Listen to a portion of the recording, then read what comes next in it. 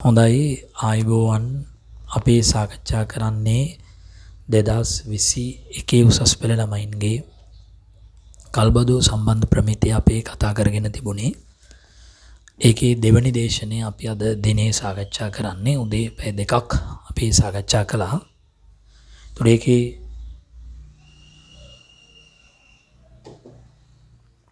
දෙවැනි දේශනේ අපි පළවෙනි පැයෙන් වගේ අවසන් වෙයි. ඒකේ කොතනද කතා කරන්න තියෙන්නේ? සරසර ගන්නවා නම් කියන්න. අපිට කතා කරන්න තියෙන්නේ ප්‍රශ්නාංකය 3නේ.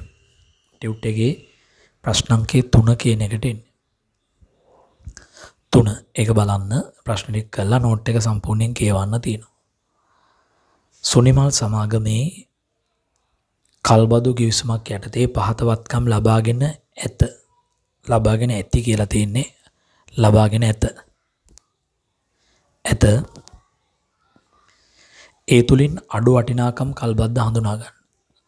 එතකොට කල්බදු ප්‍රමිතිය කතා කරන්නේ නෑ අඩු වටිනාකම් සහිත කල්බදු කතා කරන්නේත් නෑ. කෙටි කාලීන කල්බදු කතා කරන්නේත් නෑ. දැන් මේකේ මෝටර රථයක් අඩු වටිනාකම් කල්බද්දක්ද? මෝටර රථයක් මිලට ගැනීම නැත. මෝටර රථයක් අඩු වටිනාකම් සහිත කල්බද්දක් නෙමෙයි. කාර්යාල ගොඩනැගිල්ල නැත. ඒකත් නැත. ඒක අඩු වටිනාකම් සහිත කල්බද්දක් නෙමෙයි. කාර්යාල පරිගණක ඒකත් අඩු වටිනාකම් සහිත කල්බද්දක් නෙමෙයි. නැත. තවත් ආයතනයකට උපබදු කර ඇති ඡායා පිටපත් මුද්‍රණ යන්ත්‍රය. මේ ඡායා පිටපත් මුද්‍රණ යන්ත්‍රය තව ආයතනයකට උපබදු දීලා තියෙනවා. ඒකට ඒක අපි කල්බදු පදනමට ගත්ත එකක්. ඒකත් නැත. ඒ කියන්නේ ඒකත් වටිනාකමින් වැඩිවත්කමක් විදිහට අපි සලකන්නේ. ඊළඟට ජංගම දුරකථනය ඒක අඩු වටිනාකම් සහිත කල්බද්ද. ජංගම දුරකථනය කියන එක අඩු වටිනාකම් සහිත කල්බද්දක් විදිහටයි අපි හඳුනගන්නේ. හොඳයි ඒක විතරයි එතකොට ඒකේ උත්තරේ ඉන්නේ. දැන් ඔයගොල්ලෝ හරි දාගන්න ප්‍රශ්න අංක 1 ඉවරයි, 2 ඉවරයි, 3 ඉවරයි. දැන් එන්න 4 වෙනි ප්‍රශ්නෙට. මේක නිකම්ම හැදුවේ මේ දැන් කළා වගේ ගානක්. තනියෙන් හදන්න ප්‍රශ්න අංකය 4ට එන්න. 4 ඔබෙන් අහනවා පහත සඳහන් මුදල් ප්‍රවාහයන්ගේ වර්තමාන අගය ගණනය කරන්න. පොලි අනුපාතයේ 10%යි උපකල්පනය කරන්න. එතන අපි කියනවා කල්බද්දේ ගම්ම්‍ය පොලි අනුපාතය කියලා. තව ටිකකින් කියනවා ගම්ම්‍ය පොලි අනුපාතය කියන්නේ කෞශල්‍යයක් කල්බදු ගිවිසුමේ දීලා තියෙන පොලි. කල්බදු කිවිසුමේ අන්තර්ගත වෙන පොලිය තමයි 10% පොලිය. ඒකට අපි ගම්ම්‍ය පොලි අනුපාතය කියලා කියනවා. 10% පොලි අනුපාතයට තමයි වට්ටම් සාධකයේ ගොඩනගලා තියෙන්නේ. ගම්ම්‍ය පොලි අනුපාතය දීලා නැත්නම් අදාළ කල්බදු ගැනුම්කරුගේ වර්ධක ණය ගැනුම් පිරිවැය. වර්ධක ණය ගැනුම් පිරිවැය තමයි වට්ටම් සාධකයේ විදියට ගන්න. ඒතර වර්ධක ණය ගැනුම් පිරිවැය කියන්නේ කල්බදු ගැනුම්කරු ඒ වෙලාවේ ණයක් ලබා ගත්තොත් බාහිර ආයතනයකින් ඒ ණය සඳහා කැප කරන පොලිය පාදක කරගෙන තමයි අපි මේ ව්‍යාපෘතියේ වට්ටම් සාධකයේ රුපියලක වර්තමාන අගය සොයාගන්නේ. ඒතර ඒක තව ගණන් හදනකොට කියා දෙනවා. වර්ෂය y0, y1, y2, y3 දී අනාගත මුදල් ප්‍රවාහයන් විදියට රුපියල් 100ක් දැන් යනවා. අවුරුද්දකින් පසු 110ක් යනවා. අවුරුදු 2කින් පසු 121ක් යනවා. අවුරුදු 3කින් පසු 133ක් එළියට ගලාගෙන යනවා. වට්ටම් සාධකය දැන් රුපියලක දැන් අගේ රුපියලයි ඊළඟට රුපියලක එක වෙලා හදාගන්න සත 9 කියලා. අපි 9 කියන එක 9 කරගමු. නැත්නම් දශම වෙනවා ගොඩක්. දැන් රුපියලක අවුරුදු 2කින් පස්සේ අදාගේ සත 80යි. දශම 8 කරගන්න. ටිබෙට්ස් කරගන්න. තුන්වෙනි අවුරුද්දේ රුපියලක් අතට ගන්න දැන් ළඟ තියෙන ඕනේ 70යි 7.5 කරගන්න. මේ තියෙන රුපියලක අදාගේ වට්ටම් සාධකය කියන්නේ. දැන් වර්තමාන අගය හොයන්න තියෙනවා. ඒතර වර්තමාන අගය හොයන්නේ මේ රුපියලක අදාගිය අනාගත අගයෙන් වැඩි කරනවා. කොටින්ම කියනවා නම් A තීරුව B තීරුවේ තියෙන සංඛ්‍යාවෙන් වැඩි කරනවා. වැඩි කරනවානේ. වැඩි කළා ඔය හිස්තැනේ පුරෝගෙන එන්න. කීයද එතකොට එන්නේ?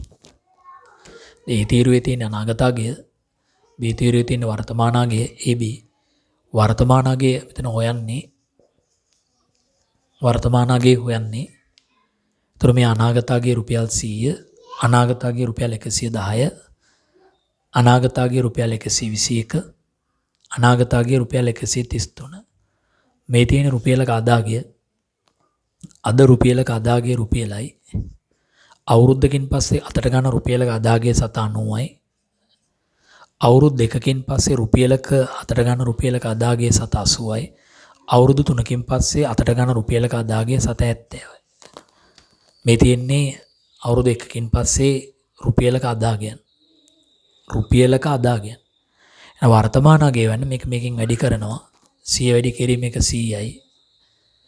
අද රුපියලක අදාගේ 100යි. 110ක රුපියලක අදාගේ කීයද? ඒ කියන්නේ 110ක් අවුරුද්දකින් අතට ගන්න අද බැංකුවේ දාන්න ඕනේ කීයද බලන්න 0.9න් වැඩි කරනවා. කියන්නකො 110 ඔව් 110 වැඩි කිරීම 0.9 99යි. අද බැංකුවේ දාන්න ඕනේ 99යි.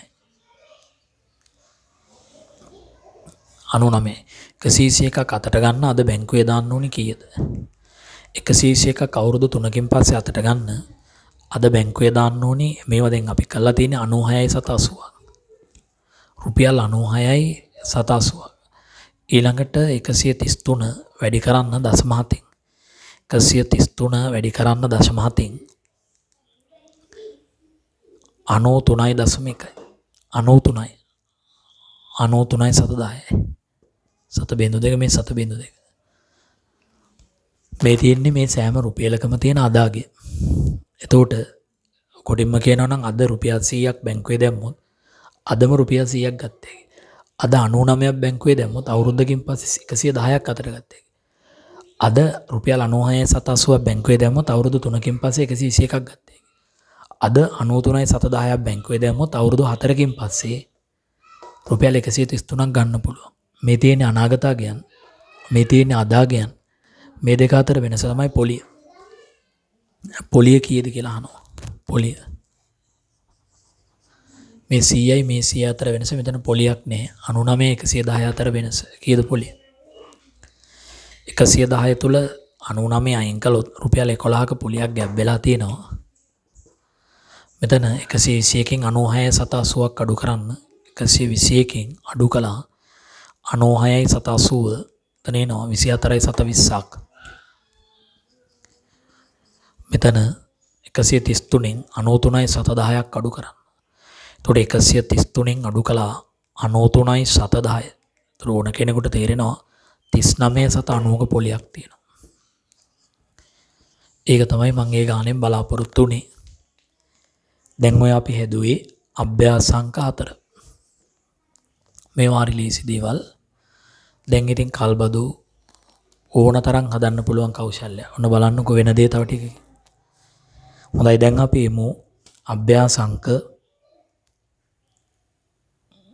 අභ්‍යාසංක ලොකුම ගාන 8නේ 8 හදලා යමු ඉස්සෙල්ලා. අභ්‍යාසංක 8ට එන්න. පන්තියේ යම් ළමයි සංඛ්‍යාවක් දැන් ඉන්නවා. අභ්‍යාසංක 8ට එන්න. මේවා වීඩියෝ පෙන්වන්න කාලේ යයි. සෙනසුරාදා දවස ඔයගොල්ලෝ වෙන් කරගෙන තියාගන්න. අද හවස මූලාකෘති පේපරේ 3 ඉවර කළා රෝහණස 4ට මම සඳුදා 6ට එනවා. මොඩල් MCQ අපි කියමු. සීමිත අකිල කරුණාකරලා කවුරුත් දෙන්න 8 වෙනි ප්‍රශ්නෙට. 8. සීමිත අකිල 2020 4/1 දින වර්ෂ 4ක කාලයක් සඳහා කල්බදු ක්‍රමයට යන්ත්‍රයක් අත්පත් කරගන්නා ලදී. එන මං අහන ප්‍රශ්නය මේ කල්බදු කාලයක කීයද? අනාගත අවුරුදු 4කි. කවදා ඉඳන්ද? 24/1 ඉඳන් ඉදිරියට අවුරුදු 4ක කල්බදු ගිවිසුම ක්‍රියාත්මකයි. එම තොරතුරු පහත දැක්වේ. මූලික ගෙවීම ලක්ෂ්‍යය. ඩවුන් පේමන්ට් එක ලක්ෂයක් ගෙව්වා. මුදල් බැර භාවිතයිතය ඇතිවත්කම් ගෙනුම හර. තේරුණා සර්? 2. අනෙකුත් මූලික රුජු පෙරිවැය කියන්නේ එම වත්කම අත්පත් කර ගැනීමේදී දරන්න වෙන අනෙකුත් වියදම්. ඒකත් මුදල් පාලන ගෙනුම බැර භාවිතයිතය ඇතිවත්කම් ගෙනුම හර. දෙවැනි එකත් තේරුණා. 3. වත්කමේ ජීවිත කාලය කල්බදු කාලයට සමානයි. කල්බදු කාලෙත් අවුරුදු 4යි ජීවිත කාලෙත් අවුරුදු 4යි. වාර්ෂික වාරිකයේ ඔන්න රජු පළවෙනි වාරිකයේ දාන්න ඕනි 23.31 අවුරුද්දක් අවසන් වෙන්නේ මුලින්ම 23.31. ලක්ෂක වාරිකයක් දාන්න ඕනි පොලියත් එක්ක. ඒ ලක්ෂයසේ පොලියක් තියෙනවා. මෙම වාර්ෂික ගෙවීම් වල වර්තමාන අගය හොයන්න දෙයක් නැහැ මේ ගානේ. අර ගෙවනවානේ ලක්ෂ ගානේ වාරිකා 4ක්. ලක්ෂේ ගානේ වාරිකා 4ක් ගෙවලා ඒවැ පොලි අයින් කළේ හතරේම කල්බදු වගකීමේ මූලික මිනුම් කරන ලද වටිනාකම දෙනවා 3,10,000යි. 3,10,000යි. කොහොමද ඒක කියන්නේ පොඩ්ඩක් ඉන්න. මෙම වාර්ෂික ගෙවීම් වල වර්තමාන අගය හොයාගන්නේ මුදල් නෙමෙයි භාවිතායිත ඇති වත්කම් ගෙනුම හර කල්බදු වගකීම බැර කියලා. ඒක අපි හඳුනාගෙන තියෙනවා. ඊළඟට අපිට දෙනවා අපේ අවුරුද්ද ඉදිරි අවුරුදු වල වාරිකයේ තුල අන්තර්ගත කල්බදු පොලි ප්‍රමාණයන් 40 28 12 10 කියලා ටික එකතු වෙනවා බිඳුවයි. ඕනනම් ඒවා බලලා බැලුවාම අර ගාන එනවා පොලිය. 390,000ක් එන්න 10න් බිඳු ඉතුරු එකක් 6 8 ගැන 90,000 එනවා කල්බදු පොලි. කොහොමද 90,000 ඒ ටික ඔක්කොම පොලිය එන්නේ කොහොමද? ඇයි මල්කේ අපි පොලියත් එක්ක වාරිකයක් ගෙවන්න ඕනි ලක්ෂයක්. එහෙම වාරික 4ක් ගෙවන්න ඕන නම් ඔක්කොම ගෙවන වාරිකවල අනාගතයේ ලක්ෂ 4යි. නමුත් මේ ටිකේ වර්තමානයේ 3,10,000 නම් ගැබ් වෙලා තියෙන මුළු පොලිය අවුරුදු 4ටම කීයද? 90,000යි. 90,000යි. ඒ වාරිකයක් ලක්ෂයයි එහෙම වාරික 4යි ලක්ෂ 4යි. ඒ අනාගතයේ ගෙවන වාරිකවල අගේ. ඒකේ වර්තමානයේ ඔක්කොම ටික 3,10,000යි. එහෙනම් සමස්ත වාරිකවල අන්තර්ගත පොලිය 90,000යි. ඒ 90,000 හැදිච්ච විදිය මේ තියෙන්නේ. දැන් නම් කල්බදු මොනවදනේ? ආන්නේ 2021 3.31 දිනෙන් පළමු වර්ෂයේ කියන්නේ 2021 වර්ෂයේ කල්බදු ගැළපීමට අදාළ ගිණුම් පෙන්වනවා. මූල්‍ය ප්‍රකාශ වල උද්දෘත පෙන්වනවා. පුළුවන් ද බැරිද?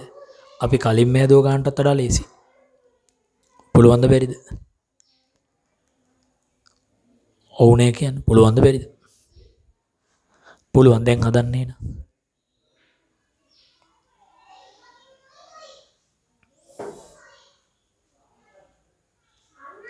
මොනවද හදන ගිණුම් මන් දිහා බලන්න. 1 භාවිතයිත ඇති වත්කම් ගිණුම. 2 මුදල් පාලන ගිණුම. 3 කල්බදු වගකීම් ගිණුම. 4 කල්බදු පොලි ගිණුම. 5 කල්බදු ෂේ ගිණුම. ගිණුම් 5ක් රෝල් කරන්න. චරණංග ඕනේ ඉතින්.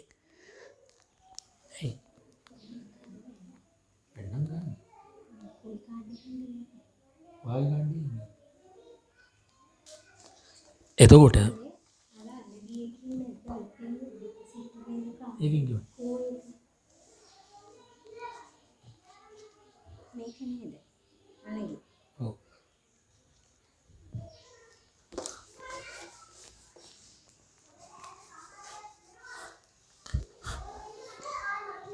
හරිද?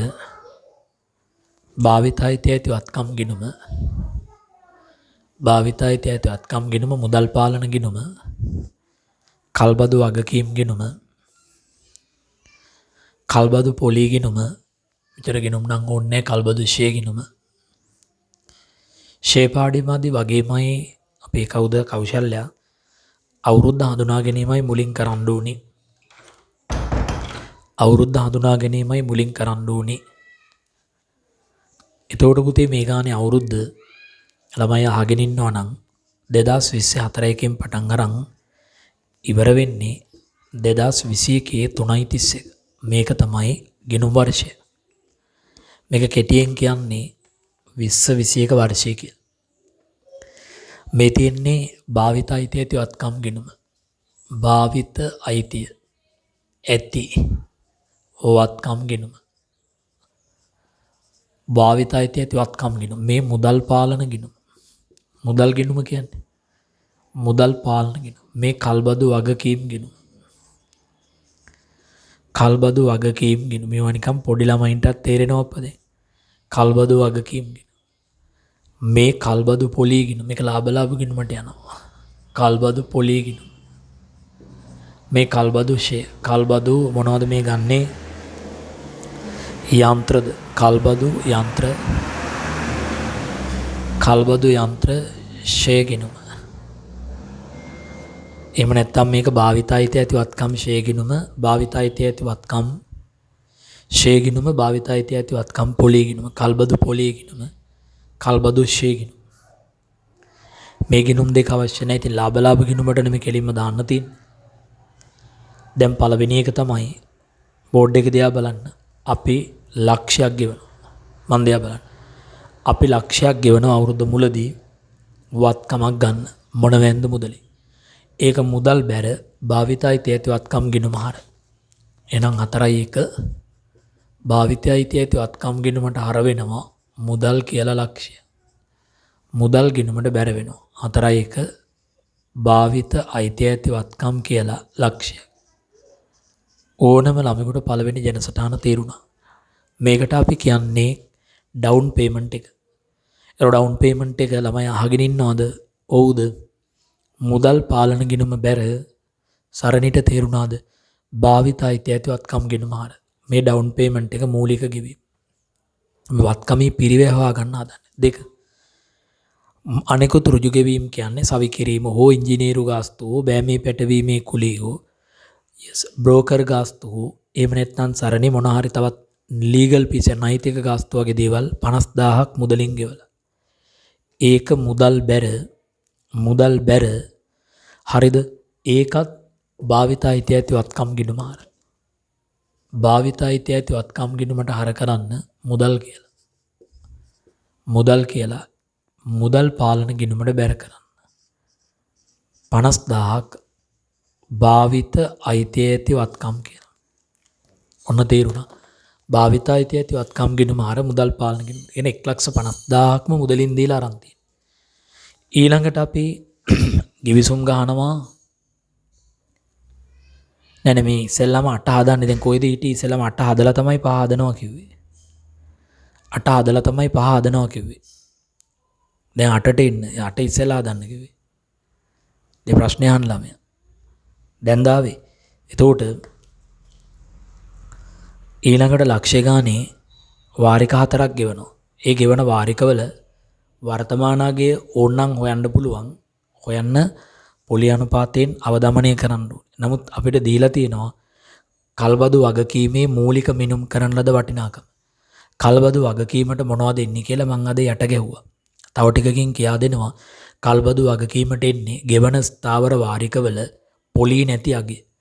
ගෙවන ස්ථාවර වාරිකයේ ලක්ෂයයි පොලි අයින් කරනවා ලක්ෂයෙන් පොලි අයින් කරපුවාම ගෙවන ස්ථාවර වාරිකවල අගේට අපි කියනවා ගෙවන ස්ථාවර වාරිකවල වර්තමාන අගේ. ඒක විතරයි ඕගොල්ලන්ට එන්නේ. නමුත් කල්බදු කිවිසුම අවසානයේදී අපි ගෙවන්න බැඳෙන අවශේෂ අගයක් තිබුණොත් ඒකෙත් වර්තමාන අගේ ගන්න ඕනේ.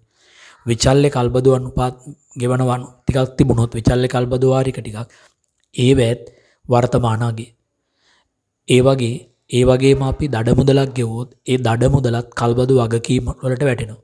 නමුත් දඩ මුදල් හෝ අවශේෂ වටිනාකම් මත කල්බදු දීමනාකරුට ගෙවන්න වන වෙනත් බැඳීම් හෝ විචල්්‍ය වාරික හෝ ඕගොල්ලන්ට ඉන්නේ අර ගෙවන්න තියෙන ස්ථාවර වාරිකවල වර්තමාන අගේ එකතු.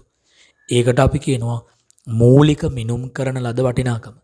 කොටිම කියනවා නම් මගේ වචනයක් විදිහට ලීසින් ෆැසිලිටි එක. කල්බදු පහසුකම අද කල්බදු පහසුකම හඳුනගන්නේ අපේ 3,10,000යි කියලා. ඒකත් භාවිත අයිතිය ඇතිවත්කම් ගිණුම හර 3,10,000යි. කල්බදු වගකීම් කියලා කල්බදු වගකීම් ගිණුමට බැර වෙනවා. කල්බදු වගකීම් ගිණුමට බැර වෙනවා 3,10,000ක් භාවිත අයිතිය ඇතිවත්කම් කියලා. භාවිත අයිතිය ඇතිවත්කම් කියලා. ඔන්න ඔය ආකාරයට අපි ගිණුම් තැබීමක් කරනවා. සරණිගෙන් අහන ප්‍රශ්නේ මං භාවිත අයිතිය ඇතිවත්කමේ පිරිවේ කීයද? පටස් කාලා යටින් දාන්න. භාවිත අයිතිය ඇතිවත්කමේ පිරිවේ කීයද? කෙටි ප්‍රශ්න මාලාවක් අහන්නේ. අහන ළමයා උත්තරේ කියන්න ඕනේ. භාවිත අයිතිය ඇතිවත්කමේ පිරිවේ කීයද? හොඳයි දැනට දරුවෙක් උත්තරේ කියලා තිනවා 4,60,000යි. 4,60,000යි. ඊළඟට අහන ප්‍රශ්නෙට උත්තරේ කියන්න කල්බදු වගකීමේ මූලික මිනුම් කරන ලද වටිනාකම හේවත් කල්බදු පහසුකම කීයද? කල්බදු පහසුකම කීයද? කල්බදු වගකීමේ මූලික මිනුම් කරන ලද වටිනාකම හේවත් කල්බදු පහසුකම කීයද? 3,10,000යි.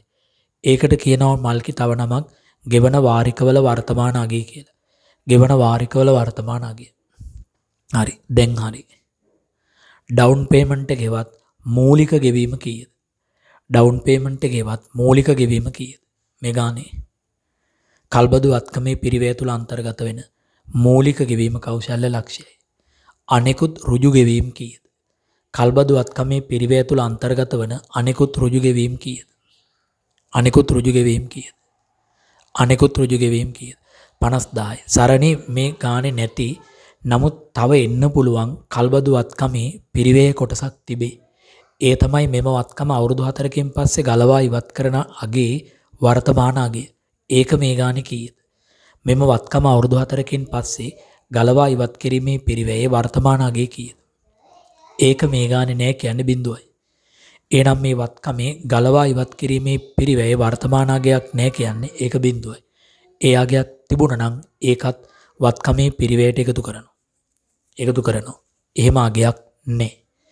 රයිට්. එතකොට ඒක මුදලින් ගෙවුවා නම් ඒකත් මේක හර මුදල් බැර කියලා ගිනුම් තබනවා. රයිට්. ඊළඟට ළමයි මේ ගානේ ආගෙන ඉන්න. කල්බදු වගකීම විදියට ඕගොල්ලන්ට බොහෝ වෙලාවට එන්නේ ගෙවන ස්ථාවර වාරිකවල පොලි අයින් කළාට පස්සේ ගෙවන පොලි නැති වාරිකවල ණය මුදල් වල එකතුව තමයි කල්බදු පාසුකම් වෙන්නේ. දැන් ගාන ඉවරයි. දැන් මන් දිහා බලන්න. දැන් කාරණා දෙකක් කළ යුතුයි. එක මන් දිහා බලන්න අවුරුද්දක් ඉවර වෙලා තියෙනවා. අවුරුද්දක් ඉවර නම් සරණි අවුරුද්දේ අවසානයේට ඔයාට සිදු වෙනවා වාරිකයේ ගිණුම් තබන්න. 2 ෂේ ගිණුම් තබන්න සිදු වෙනවා. හොඳයි. ඔය ළමෙක් කියන්න කවුරු හරි කමනේ අවුරුද්ද ඉවරුණාට පස්සේ එම අවුරුද්දේ කල්බදු පොලිය කීයද? එම අවුරුද්ද 2021 වර්ෂයේ කල්බදු පොලිය ගානේ දෙනවා 40000යි. 40000 කෞශල්‍ය. ඒ පොලිය පසු කාලීනව පොලිය නිසා ඒක ළමෙක් ඉස්සෙල්ලව පසින්දු කල්බදු වගකීම ඉහළ යනවා. එහෙනම් ඒක ගිණුම් තබන්නේ මේමයි. පොලිය ගිණුම හර කල්බදු වගකීම් ගිණුම බැර. එහෙනම් පොලිය කල්බදු පොලිය ගිණුමට හර කරන්න 40000ක් කල්බදු වගකීම් කියලා කල්බදු වගකීම් ගිණුමට බැර කරන්න 40000ක් කල්බදු පොලිය කියලා. කල්බදු පොලිය. හැබැයි මතක ඇතුව මේ බැර කරපු 40000 මතක තියාගන්න මේ අවුරුද්දේ පොලිය විතරයි මේ බැර කළේ. එහෙනම් අනිවාර්යයෙන්ම දැන් පොලියත් එක්ක වාරිකේම කල්බදු ණයමි ගිණුමට හර වෙන්න ඕනේ. මොකද මෙතන පොලිය බැර කරපු නිසා පොලියත් එක්ක වාරිකය කල්බදු ණයමි ගිණුමට හර වෙන්න ඕනේ. දැන් කියන්න අවුරුද්දක් අවසානයේදී කෞශල්‍ය පොලියත් එක්ක ස්ථාවර කල්බදු වාරිකය කීයද?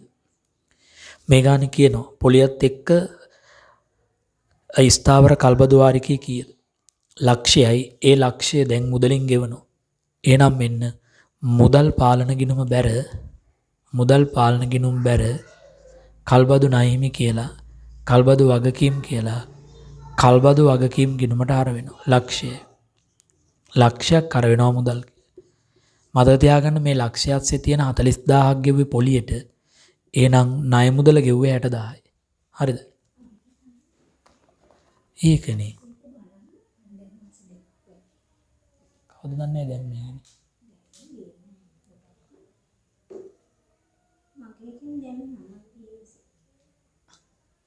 එතකොට මේකට හරවීමක් වෙනවා. හරිද? දැන් අපිට පුළුවන් මේ ගිණුම් තැබීමක් කරන්න. දැන් ෂේ කිරීම ආගෙන ඉන්න. අවුරුද්දක් ඉවරුණාට පස්සේ භාවිතයිතිය වත්කම් ෂේ කරන්නේ අපිට මාරු වෙනවද නැද්ද කියලා නැත්තම්. මොකද සමහර කල්බදු ගිවිසුම් ගහනවා කල්බදු කාලයෙන් පසු කෙලින්ම වත්කමේ නෛතිකයිතිය අපිට මාරු වෙනවා. සාමාන්‍යයෙන් 99%ක් මෙහෙම නෙවෙන්නේ. භාවිතයිතිය මුලදිම එනවා. ගිණුම් කාලච්ඡේද වලින් පස්සේ කල්බදු කාලෙන් පස්සේ නෛතිකයිතියත් අපිට එනවා. ඒ නිසා වත්කමේ අයිතිය අපිට මාරු වෙනවා නම් කොහොමත් අපි වත්කම් ෂේ කරන්නේ ඵලදායී ජීවිත කාලයෙන් බෙදලා. අපි වත්කම පාවිච්චි කිරීමට බලාපොරොත්තු වෙන ඵල ලැබෙන කාලෙන් බෙදලා තමයි වත්කම ලාභය තුල කපා හැරීමක් කරන්නේ. නමුත් ඔබ කල්පනා කරන්න සමහර කල්බදු ගිවිසුම් ගහනවා සමහර ආයතන කල්බදු කාලයෙන් පස්සේ වත්කම අහපව් කල්බදු දීමනා කරුටම පැවරෙනවා. ඒ කියන්නේ සමහර ආයතනවල ලොක්කන්ට වාහන අරන් දෙනවා ඩිරෙක්ටර්ස්ලාට අවුරුදු 5කට කල්බදු කාලයේ අවුරුදු 5 නම් සමායට කාර්යකේ ඵලදායී ජීව කාලය අවුරුදු 10ක් වුණත් අවුරුදු 5කට අරන් දෙනවා. අවුරුදු 5න් පස්සේ ආපහු වත්කම කල්බදු දීමනාකරුටමයි යන්නේ. අන්න ඒ බඳු අවස්ථාවකදී ඒ කියන්නේ කල්බදු කාලෙන් පස්සේ වත්කමේ අයිතිය කල්බදු දීමනාකරුගෙන් කල්බදු ගැනුම්කරුට නෛතික අයිතිය එන්නේ නැහැ. ඒ බඳු අවස්ථාවකදී අපි මේ වත්කම ෂෙයා කරන්න ඕනේ අවුරුදු කීයකටද? පළදා ජීව කාලේ අවුරුදු 8 නම් කල්බදු කාලේ අවුරුදු 5 නම් ඔගොල්ලෝම කල්පනා කරන්න අපි ගාව තියෙන්නේ අවුරුදු 5නේ. ඒ නිසා අපි ෂෙයා කරන්න ඕනේ අපි ගාව තියෙන වඩා අඩු කාලෙට. කල්බදු කාලය සහ පළදායි ජීවිත කාලෙන් වඩා අඩු කාලයට තමයි වත්කම ෂෙයා කරන්න ඕනේ. දැන් මෙතන වත්කම අපිට මාරු වෙනවද නැද්ද කියලා නේ. එහෙනම් මේ වත්කම අපිට මාරු වෙනවා. ඒ මොනොත් අනිවාර්යයෙන්ම මේ වත්කම විශේෂ කරන්නේ පළදායි ජීව කාලෙන් බෙදලා.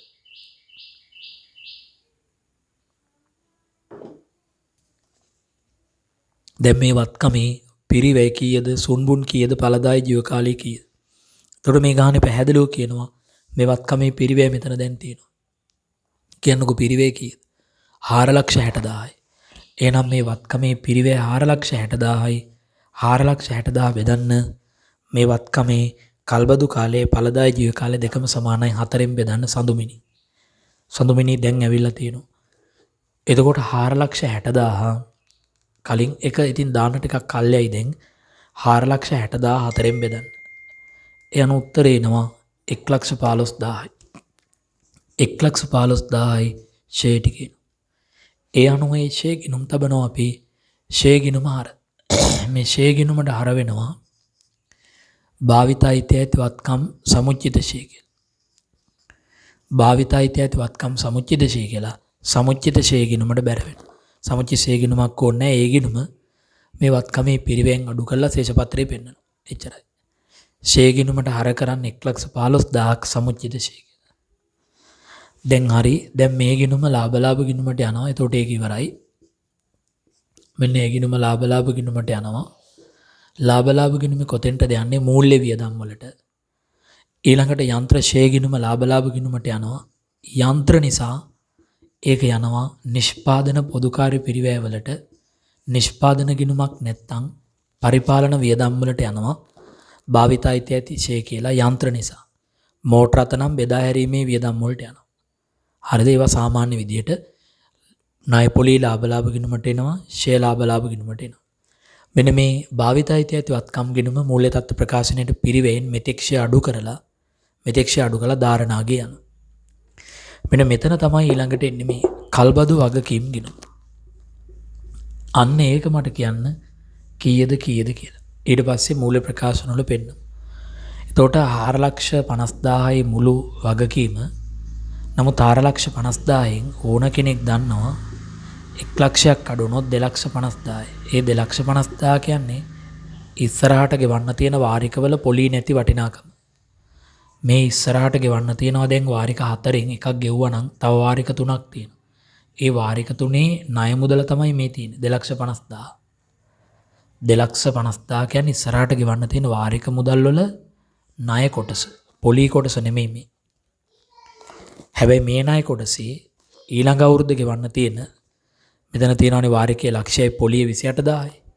පොලී නැති වාරිකය මේකින් ඊළඟ අවුරුද්දේ ජංගම වලත් ඉතුරු ටික ජංගම නොවන වලත් පෙන්නනවා. ඔව්. දැන් බලපෑම් පෙන්නමු. මේ ගානේ අහනවා මූල්‍ය ප්‍රකාශන වල පෙන්නන විදිය. පෙන්නමු. මෙන්න මූල්‍ය ප්‍රකාශන වල පෙන්නන විදිය. මුලින්ම ලාභ ප්‍රකාශනය මම ඒක කිව්වා. ලාභ ප්‍රකාශනයේ මේ තියෙන්නේ ලාභ ප්‍රකාශනය. ඒතකොට ලාභ ප්‍රකාශනයේ 2021 වර්ෂය PL 2021 වර්ෂයේ PL වල කල්බදු පොලිය පෙන්නනවා. කල්බදු පොලිය කීයද? කල්බදු පොලිය 40000යි. ඊළඟට භාවිතයිත ඇති වත්කම් ෂෙය. මට දැන් මතක නැහැ ෂෙය කීයද ආවේ. භාවිතයිත ඇති වත්කම් ෂෙය ආවා 1,15,000. 1,15,000කුත් පෙන්නනවා. ත්‍රේධිකාරී. මෙන්න දැන් මූල්‍ය තත්ත්ව ප්‍රකාශනය. මූල්‍ය තත්ත්ව ප්‍රකාශනය කවදටද? 21/3/31 දිනට. 21/3/31 දිනට. BS බේස් කියන්නේ බැලන්ස් ෂීට් මූල්‍ය තත්ත්ව ප්‍රකාශය. මූල්‍ය තත්ත්ව ප්‍රකාශයේ ජංගම නොවන වත්කම් වල පෙන්නනවා භාවිත අයිතිය ඇති වත්කම් කියලා සටහන් අංකේ 5. සටහන් අංකේ 5 පෙන්නනවා භාවිත අයිතිය ඇති වත්කමේ පිරිවෙන් මෙතෙක් ෂේ අඩු කරපු වගේ. දැන් භාවිත අයිතිය ඇති වත්කමේ පිරිවේ කීයද? මේ සටහන් අංකේ 5 බලන්න.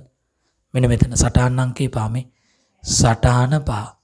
මේවා දැන් බය නැතුව මට කීතේ සමාගම් උගන්නලා ඉවරයිනේ. ඔව් භාවිත අයිතිය ඇති වත්කමේ පිරිවේ 4.8යි. පිරිවේ භාවිත අයිතිය ඇති වත්කමේ පිරිවේ 4,60,000යි. ඒකෙන් අඩු කරනවා සමුච්චිත ෂේ. සමුච්චිත ෂේ ඉස්සර ෂේ උනේ නෑ මේ අවුරුද්දේ ඉඳන් තමයි ෂේ වෙන්න පටන් ගත්තේ 1,15,000යි. එහෙනම් 4.60න් 1.15ක් අඩු වෙනවා. කාටද කියන්නකො මේවා තේරෙන්නේ නැතිද? එතකොට ඒ අනුව භාවිත අයිතිය ඇති වත්කමේ 10න් 5යි 5න් එකක් 4යි 3,45,000ක් එනවා. භාවිත අයිතිය ඇති වත්කමේ සමස්ත ධාරණාගේ. ඔන්න දැන් ඒක තේරුණා. ඊළඟට ජංගම වගකීම් සහ ජංගම නොවන වගකීම් වල. ජංගම නොවන වගකීම් වල කීයද? මේ මූල්‍ය තත්ත්ව ප්‍රකාශය මෙතන වැහුවට පස්සේ ජංගම වගකීම් වල කීයද? ජංගම වගකීම් වල කීයද? පුළුවන් නම් කියන්න. දැන් මේ තියෙන්නේ මුළු ප්‍රමාණය 2,50,000. මේකෙන් ඊළඟ අවුරුද්දේ වාරිකයේ පොලි නැති කොටස ජංගම වලට එනවා. ඒතර මාල්කී ඊළඟ අවුරුද්දේ වාරිකයත් කීයද? ලක්ෂයයි. ඒතර ඒගොල්ලෝ කියනවා සර් 21 22 වර්ෂයේ පොලිය කීයද? 60,000 නෙමෙයි. මොකද 60,000 කියන එක කවුද? ඊළඟ අවුරුද්දේ 20 21 වර්ෂයේ පොලිය නෙමෙයි. එතකොට 21 22 වර්ෂයේ තමයි සඳුමිනි ඊළඟ අවුරුද්ද. ඊළඟ අවුරුද්ද 21 22 වර්ෂයේ. ඒතර 21 22 වර්ෂයේ පොලිය 28,000යි. එහෙනම් ලක්ෂෙන් 28,000ක් අඩු කරන්න ඕනේ. ඔය මේ අවුරුද්දේ පොලියනේ අඩු කළේ. ඔය එතකොට ඊළඟ අවුරුද්දේ පොලිය අඩු කළොත් 10න් 8ක් 2යි 9න් 2කට 72,000යි. 72,000ක් එනවා. ඔව් මම කිව්වා 72,000ක් එනවා කල්බදු වගකීම. කල්බදු වගකීම 72,000යි. ඒතර මේ 250න් 72ක් අඩු කළොත් ඉතුරු ටික ජංගම නොවන කල්බදු වගකීමේ. කල්බදු වගකීම කීයද? 250න් ඔව්. සඳුමිනේ 250න් 72ක් අඩු කළොත් 178යි. 178යි. ඒක හරියි. ඔන්න ඔය ආකාරයට මේ කල්බදු වගකීම කොටස් දෙකකට කඩලා පෙන්නනවා. right. දැන් අපි එනවා ගානේ අභ්‍යාසංග පාඩ. දැන් ළමයි කිව්වා 5 කරන්න දෙන්නේ කියලා. අන්නේ දරුවා කියපු ඉඳ දැන් අපි 5 කරන්න සූදානම් වෙනවා. ළමෙක් තමයි අපිට පෙන්නලා දුන්නේ 4න් පස්සේ 5 කරන්න තියෙන්නේ කියලා. දැන් පස්සේ නේකට එන්න.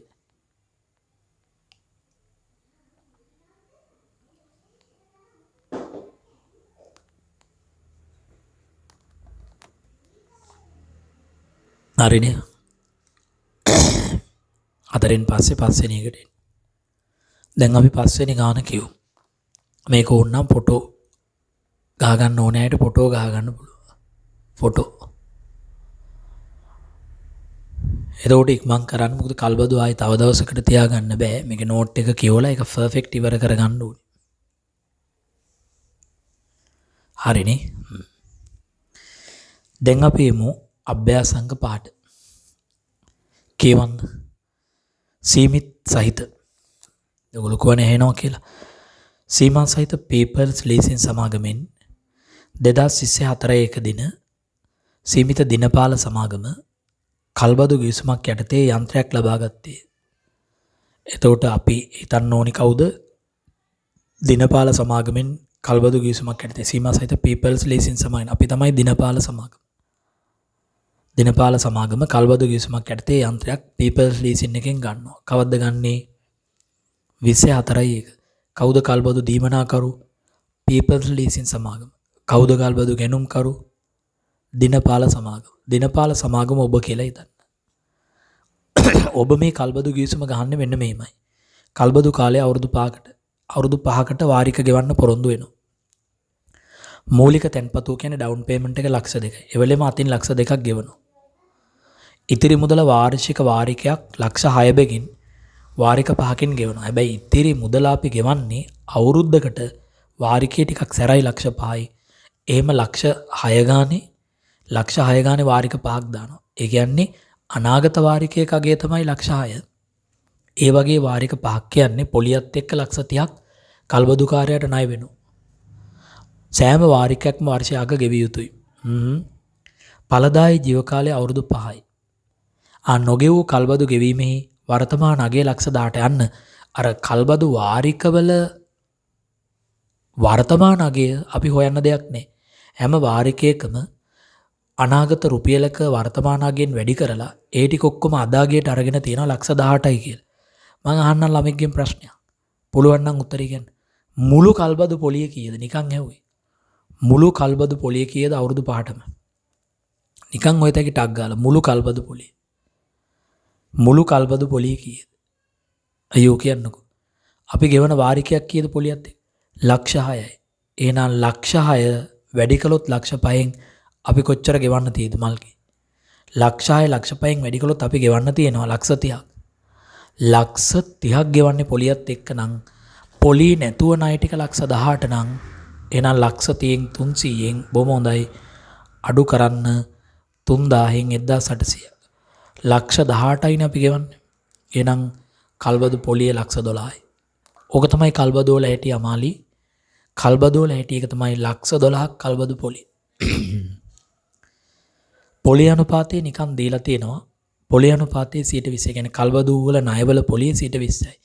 එහෙම පොලිය දීලා නැත්නම් ඒ හා සමාන බැංකු ණයක් ගන්නවා නම් ඒ වෙලාවේ බැංකු ණයවල පොලිය 20%. ඒකට අපි කියනවා කල්බදු ගැනුම්කරුගේ වර්ධක ණය ගැනුම් පිරිවේ කියලා. ඒ වෙලාවේ වෙන බැංකු ණයක් ගත්තොත් ඒකට අය කරන පොලිය මේකට ආදේශ කරගන්න. ගම්මේ පොලිය අනුපාතය කියන්නේ කල්බදු කිවිසුමේ ගම්මේ කරලා තියෙන හෙලි කරලා තියෙන පොලිය අනුපාතය තමයි 20% කියන්නේ. right. පළමු වාරිකය ඇතුළත් පොලිය 3.60ක් වන අතර දැන් පොලිය අනුපාතය අපිට ඕනේ නැහැ එතකොට. දෙවන වාරිකය තුල ඇතුළත් පොලිය 3,12,000යි. අපිට ඕන වාරික දෙකේ අනාගත පොලිය හෙලි කරලා තියෙනවා. කල්බදු කාලයේ අවසානයේදී වත්කමේ අයිතිය පැවරෙන්නේ නැත. මේ වත්කම කල්බදු කාලේ ඉවර වෙනකොට අපිට පැවරෙන්නේ නැහැ. එහෙම වුණොත් අපි මේක ෂේ කරන්න ඕනි කල්බදු කාලෙට නෙමෙයි. ඵලදායී ජීවිත කාලෙටත් නෙමෙයි. ඒ දෙකෙන් වඩා අඩු කාලෙට. හොඳ වෙලාවට මේ ගානේ කල්බදු කාලයයි ඵලදායී ජීව කාලයයි දෙකම අවුරුදු කීයද? 5යි. 5න් බෙදලා ෂේ කරනවා. ඔබෙන් අහනවා 21/3/31 දින අවසන් වසරේ ගිනුම් හා එදිනට මූල්‍ය තත්ත්ව ප්‍රකාශනය පෙන්වන්න. මේකමයි ගිනුම් හදන්න තියෙන්නේ. දැන් ඉතින් හරි ලේසි. එක ගිනුමක් මූලික ගිනුම් දෙක විතරක් ගාමු. භාවිතයිතය ඇති වත්කම් ගිනුම, අනිත් ගිනුම කල්බදු වගකීම් ගිනුම. ඕනම් මුදල් ගිනුමත් ගන්න. දෙට අනිත් ගිනුම් ඕනේ නැහැ. කල්බදු පොලිය ගිනුම, කල්බදු ණය ගිනුම ආදී. ඉක්මන් කරන්න.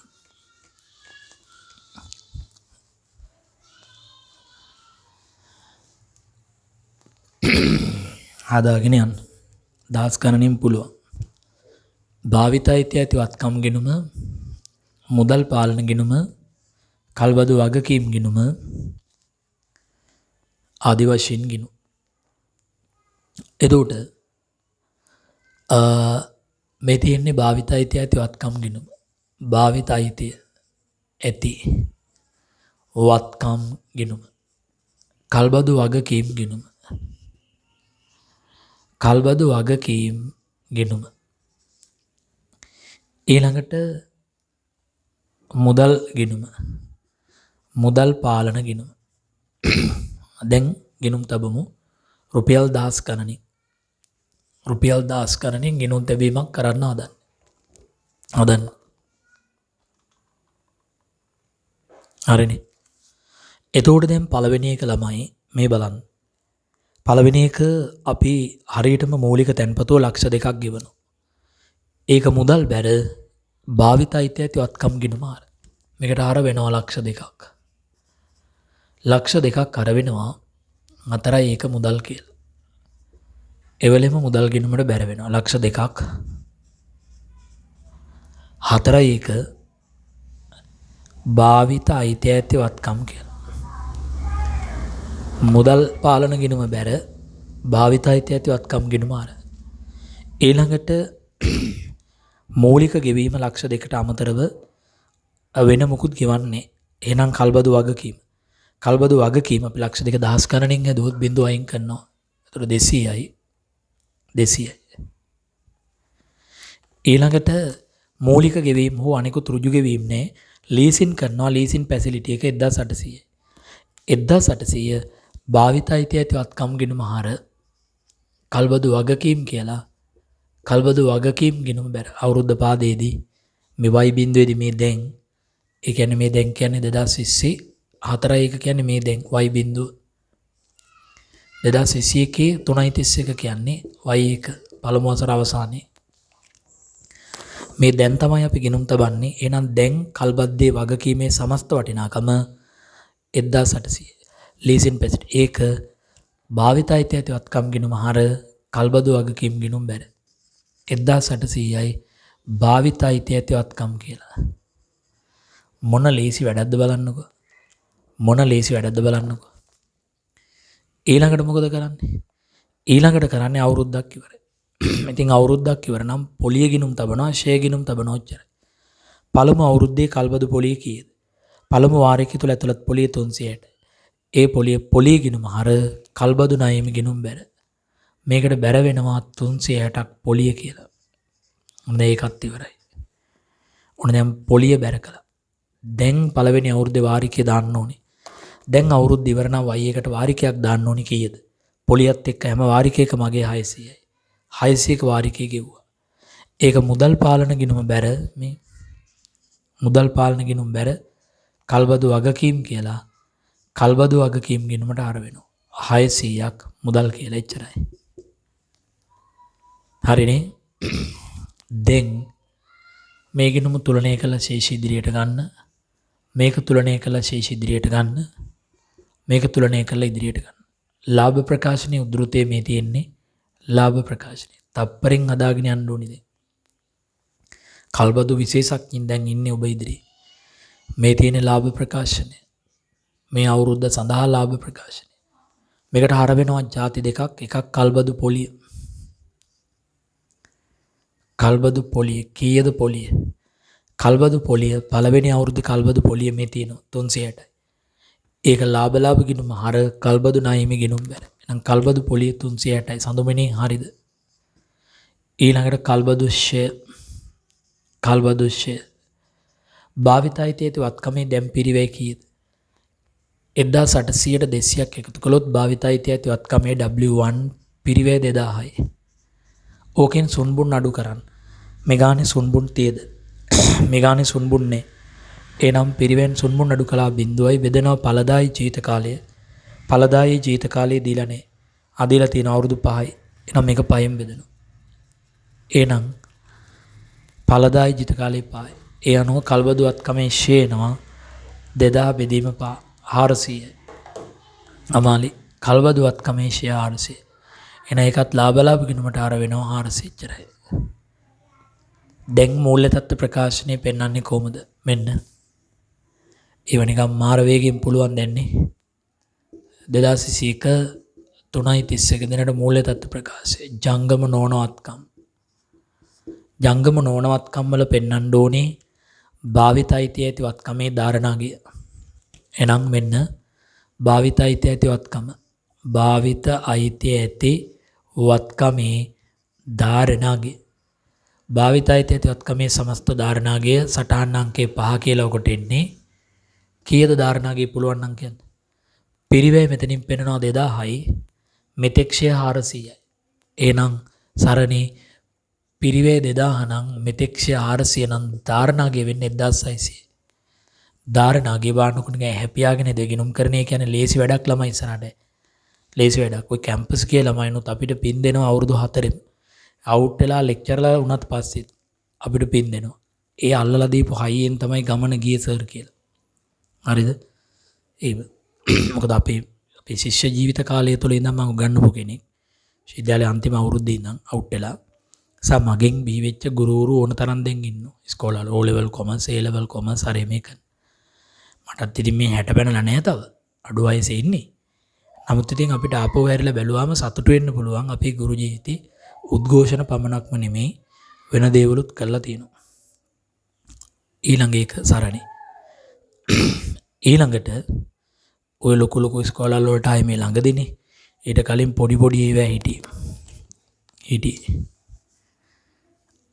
ඊළඟට මේ දැන් වගකීම් වලත් පෙන්නනවා මෙතන. ඉතින් මේක දැන් පෙන්නලා මේ පායලා තියෙන මට ජංගම නොවන වගකීම්. ඊළඟට ජංගම වගකීම්. ජංගම වගකීම් වල කීයද පෙන්වන්නේ? මේ කල්බදු ණය ගිණුම තුලනය කරන්න. කල්බදු ණය ගිණුම තුලනය කරපුවාම මුදල් ගිණුම අයින් කළා. කල්බදු ණය ගිණුමේ 0.6 8 3 11 එක ඉතුරු එකක් 2160යි. 2160 එකෙන් 600ක් අයින් කරන්න. කීයද? 0.6යි 11න් 6ක් 5යි 1560යි. 1560. මෙන්න මේ 1560 අමාලි කඩන්න ඕනි ජංගම නෝන කියලා. 1560. ඒතර ඊළඟ අවුරුද්දේ වාරිකයේ කීයද? ඊළඟ අවුරුද්දේ කල්බදු වාරිකයේ කීයද? ඊළඟ අවුරුද්දේ කල්බදු වාරිකයේ දෙනවා ඕනම අවුරුද්දක වාරිකයේ 600යි. ඊළඟ අවුරුද්ද අපි කියන්නේ 21 22 වර්ෂයේ කල්බදු වාරිකයේ 600. හැබැයි මේකාස්සේ මේ වාරිකයසේ පොලිය තියෙනවා. මේ තියෙන පොලිය නැතියගේ මේ තියෙන්නේ. මේ තියෙන මුළු කල්බදු ණය ටික ඉදිරි අවුරුදු 3. මෙන්න මේ 600 අන්තර්ගත පොලිය කීයද? 312යි. එහෙනම් මේකෙන් 312ක් අයින් කළොත් මේකාස්සේ එන පොලිය නැති වාරිකය කීයද? ඔව් අන්න හරි. 600න් අඩු කරන්න 312ක් 288ක් එනවා. සරණි 288 ජංගම වගකීම් වල ලියන්න මෙතන මේ කල්බදු වාරිකය. කල්බදු වාරිකයේ 288. මෙතන ලියන්න ඉතුරු කල්බදු වගකීම. කල්බදු වගකීම. මෙතනත් කල්බදු වගකීම කියලා ලිව්වත් හරි. ඒතර මෙන්න මේ 288 නම් මේකෙන් මේ 288 අඩු කළොත් මෙතන කීයක් එනවද කියලා එනවා. ඔව් 1560න් අඩු කරන්න 288 1272ක් එනවා. 1272ක් එනවා. 1272 මේ ජංගම නෝන වගකීම් වල කියන්නේ 1272.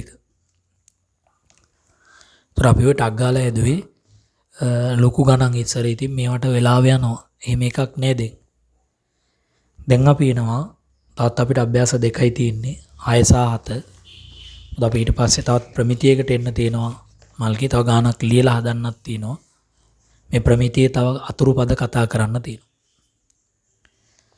ඒ නිසා අපි එනවා මේ යන්නේ දෙවනි පැය දෙක අපි මාස 6ක් තිස්සේ ඔබට දැන් තීරි දවස් දෙකක් කරේ වාසිය දැන් ඔබට තේරෙනවා කොයින් නිසා අවාසියක් නෙමෙයි උනේ වාසියක්. ප්‍රශ්න අංකය 6 සීමිත ලකී ලෑන්ඩ් සමාගම නිෂ්පාදන යන්ත්‍රයක් කල්බදු ගිවිසුමක් යටතේ සීමිත පීපල්ස් ලීසින් සමාගම හරහා 2024 දින අත්පත් කරගත් අතර නොගෙවූ කල්බදු ගෙවීමේ වර්තමාන අගය 1000ක් විය.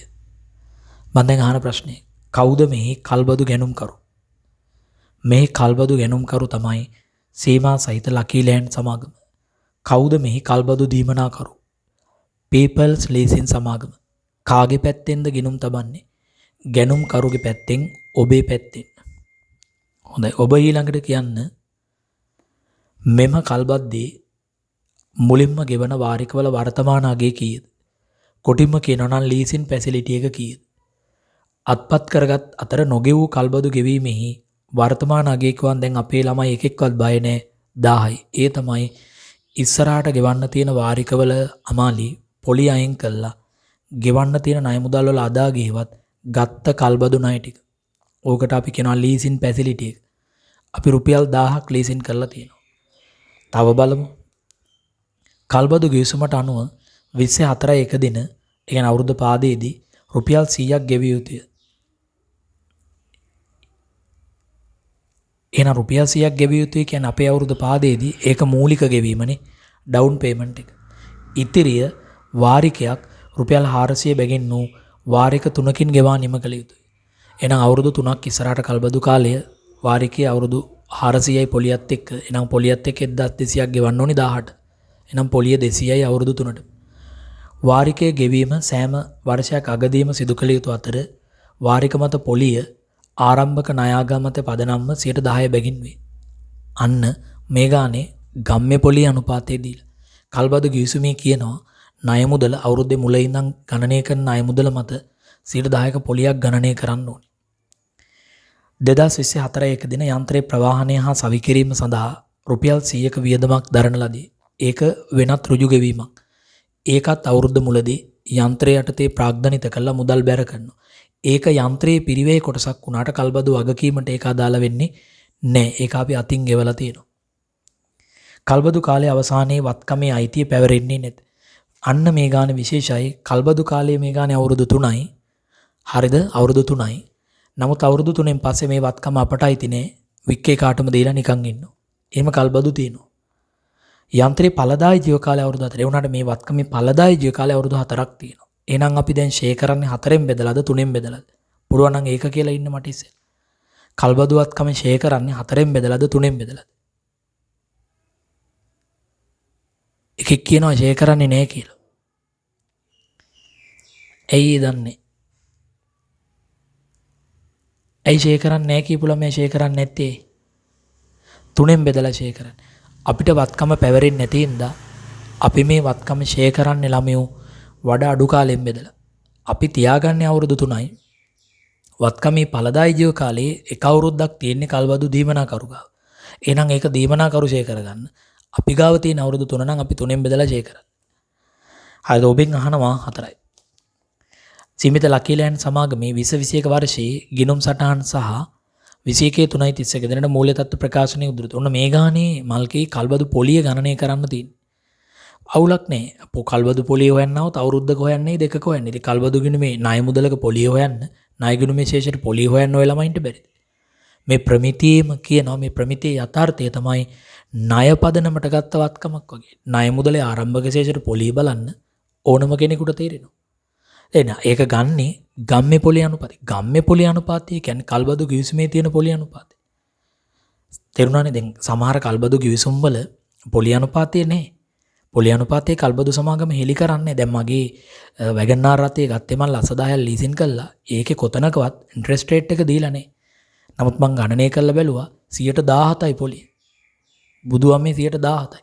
එහෙම පොලිය දීලා නැත්තම් මට පුළුවන් ඒ වෙලාවේ මම බැංක් ලෝන් එකක් ගත්තොත් ඒකට යන පොලිය අනුපාතය මේකට සේන්දු කරගන්න. ඒකට අපි කියනවා කල්බදු ගැනුම් කරුගේ වර්ධක ණය ගැනුම් පිරිවේ කියලා.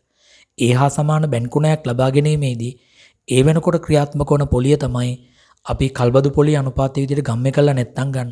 මේකේ ගම්ම්‍ය පොලිය අනුපාතය දීලා තියෙනවා. බලන්න ඒවා හොඳට තේරෙන හැටි වචනවල තේරුම පව. දෙවල් ළමයි හරියට පැහැදිලි කරගෙන නැහැ කොහෙදිවත්. එක එක අය ඉගෙනනවා පහුගිය කාලේ ආචාර්යවරුත් ඉගෙනනවා, මහාචාර්යවරුත් ඉගෙනනවා. ඉගෙනනවා. ගුරුවරයාගෙන් ඉගෙන ගන්නකො ඕගොල්ලෝ. එතකොට හරි. ගුරුවරයාගෙන් ඉගෙන ගන්න. ගුරුවරයන්ට දැන් සමාජයේ බනිනවා අපිට එමනම් බයින්න එපා. එතකොට දැන් අහන්නේ ගිණුම් ටික. දැන් ඉතින් ගිණුම් ගන්න ආවනම් මොනවද? භාවිතයිත ඇතිවත්කම් ගිණුම, කල්බදු වගකීම් ගිණුම, මුදල් පාලන ගිණුම, කල්බදු පොලිය ගිණුම, කල්බදු ෂේ ගිණුම ඔක්කොම එනවා. මූලික වශයෙන් ජාතික විභාගෙදි ගන්න ගිණුම් දෙකයි. එකක් භාවිතයිත ඇතිවත්කම් ගිණුම, අනිත් එක කල්බදු වගකීම් ගිණුම. මොකද අනිත් ගිණුම් ගැළපෙල්ලක් කරන වෙලාවෙ නෙන්නේ. ඒ වෙලාවෙම ලාභ ප්‍රකාශනයේ ලියනවා. ඒ නිසා කල්බදු ෂේ ගිණුම සහ කල්බදු පොලිය ගිණුම සහ මුදල් ගිණුම පිළියෙල කිරීමේ අවශ්‍යතාවයක් නැහැ. ඒක එන්නේ මොකද අපිට වෙනම ගාණක් විදියට නෙමෙයි මේක එන්නේ ගැළපෙල්ලමක් විදියටනේ. ඒවා ඒ වෙනකොට තියෙන සේසුපිරික්සමේ තියෙන දත්ත ධනරින දාලා වෙනස් කරගන්න පුළුවන් නිසා. බලන්නකෝ දැන් ඒකෙත් ඇටිනේ. ඇටි. එතකොට ළමයි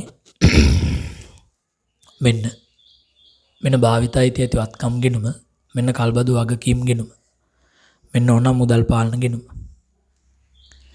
භාවිතයිත ඇතිවත්කම් ගිණුම.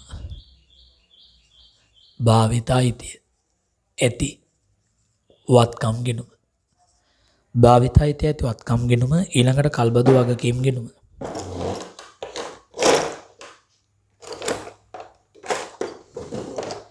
ඊළඟට කල්බදු වගකීම් ගිණුම. තර කල්බදු වගකීම් ගිණුම. කල්බදු දසුන්නෙම නැද්ද දන්නේ දසුන් දිමුතු ඒගොල්ලෝ නැතුවේ. කල්බදු වගකීම් ගිණුම උදේ හිටියන්නේ දැන්නේ. කල්බදු වගකීම් ගිණුම. එතකොට ඊළඟ එක මුදල් ගිණුම. මුදල් ගිණුම. එන්නෝ එතකොට දසුන් ගිණුම් වර්ෂය මොකක්ද? එන්නෝ ගිණුම් වර්ෂය හඳුනගන්නේ 2024 1 ඉවර වෙන්නේ 2021 3:31. මේක තමයි පීරියඩ්. ශේපාඩමේ වගේමයි පළමු නීතිය තමයි දැන් බදාදට ශේපාඩම කරන්නේ අවුරුද්ද හඳුනා ගැනීම. ඔව් සර් අවුරුද්ද හඳුනාගත්ත අය. දෙවැනි එක ගිණුම් ගසා ශේෂ තියෙනවා නම් ශේෂ ඉදිරියට ගැනීම ශේෂනේ මෙන්න මෙදා තමයි ගනුදෙනුව සිදු වුනේ. එහෙනම් වාර්තා කරමු. මුලින්ම ළමයෝ අපි අභ්‍යාසංක කීයද? අභ්‍යාසංක 6 ලකී ලෑන්ඩ් ළගෙන් ගන්න කල්බදුවත්කමේ මූලික මිනුම්කරණය කරන ලද වගකීමේවත් කල්බදු වගකීම 1000යි. ඒ කියන්නේ අපි ලීසින් ෆැසිලිටි එක 1000ක් ඇතුව වත්කමක් මිලදී ගන්නවා. මන් දිහා බලන්න. භාවිතයිතිය ඇති වත්කම් ගිණුම හර කල්බදු වගකීම් ගිණුම් බැර. භාවිතයිතිය ඇති වත්කම් ගිණුමට 1000ක් කර වෙනවා. දිනය 4.1 කල්බදු වගකීම් කියලා. මේ ණය වෙලා ගන්න ප්‍රමාණය කල්බදු වගකීම් ගිණුමට බැර වෙනවා. රුපියල් 1000ක් 4.1 මෙතන උඩ ලියනවා භාවිත අයිතිය ඇති වත්කම් කියලා.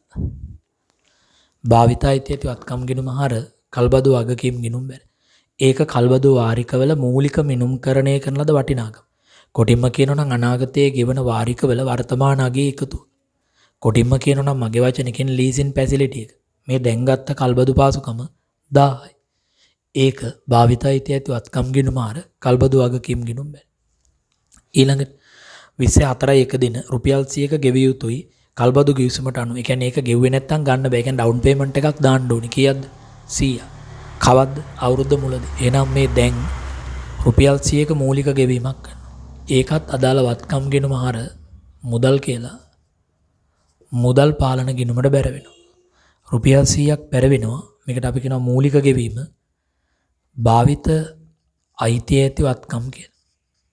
එහෙනම් අදාළ වත්කම් ගිණුම හර භාවිත අයිතිය ඇති වත්කම් ගිණුම හර මුදල් පාලන ගිණුම් බැර.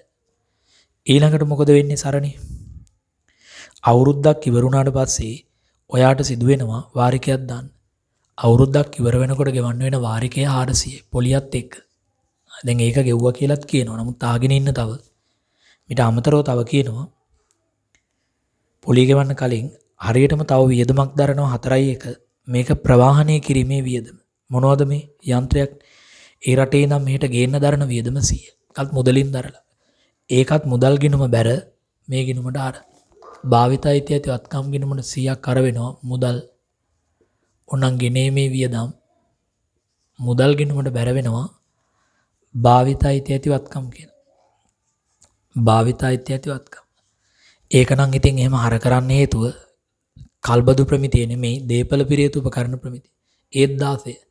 ඒ LKS 16 කියනවා වත්කමක පිරිවැය වෙනකොට මූලික ගැනුම් මිලට ගෙනීමේ කුලි, බෑමේ පැටවීම කුලි, තීරු ගාස්තු, අත්අදා බැලීමේ වියදම්, ගලවා ඉවත් කිරීමේ පිරිවැය වර්තමානගයන් ප්‍රාග්ධනිත කරන්න ඕනේ. ඔන්න දැන් ඒකත් කළා. දැන් පිරිවැය ගන්නට පේනවා. හැබැයි ණය උනේ මෙච්චරයි. දැන් නම් පොඩි බබාලටත් මේක තේරෙනවා. ණය උනේ 1000යි. කවදද ණය උනේ? අවුරුද්ද මුල. එහෙනම් පොලිය බලන්න ඕනේ 1000ට. දැන් මන් දිහා බලනවා. දැන් ළමයි සියල්ල ඉවරයි.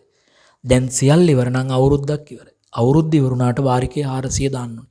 400 දාන්න කලින් පසු කාලීනව හරිද කල්බදු පොලිය නිසා කල්බදු වගකීම ඉහළ දමන ගැලපෙල්ල මේකේ කියලා නැහැ. කල්බදු පොලිය කියලා නැහැ. ඉතින් ඔතන අහගෙන ඉන්න ඕනම ළමයෙකුට තේරෙනවා අපි මිනිහෙක්ගෙන් 1000ක ණයක් ගත්තනම් ළමයෝ අවුරුද්ද මුලදී ඒ අවුරුද්ද ඉවර වෙනකම් අපි මේ මිනිහට 1000ක් ණයයි. එහෙනම් අපි පොලිය බලන්න ඕනි ඒ 1000ට. මොකද අපි කිව්වේ නෑනේ ගෙවන්නේ අවුරුද්දේ අගදිනේ.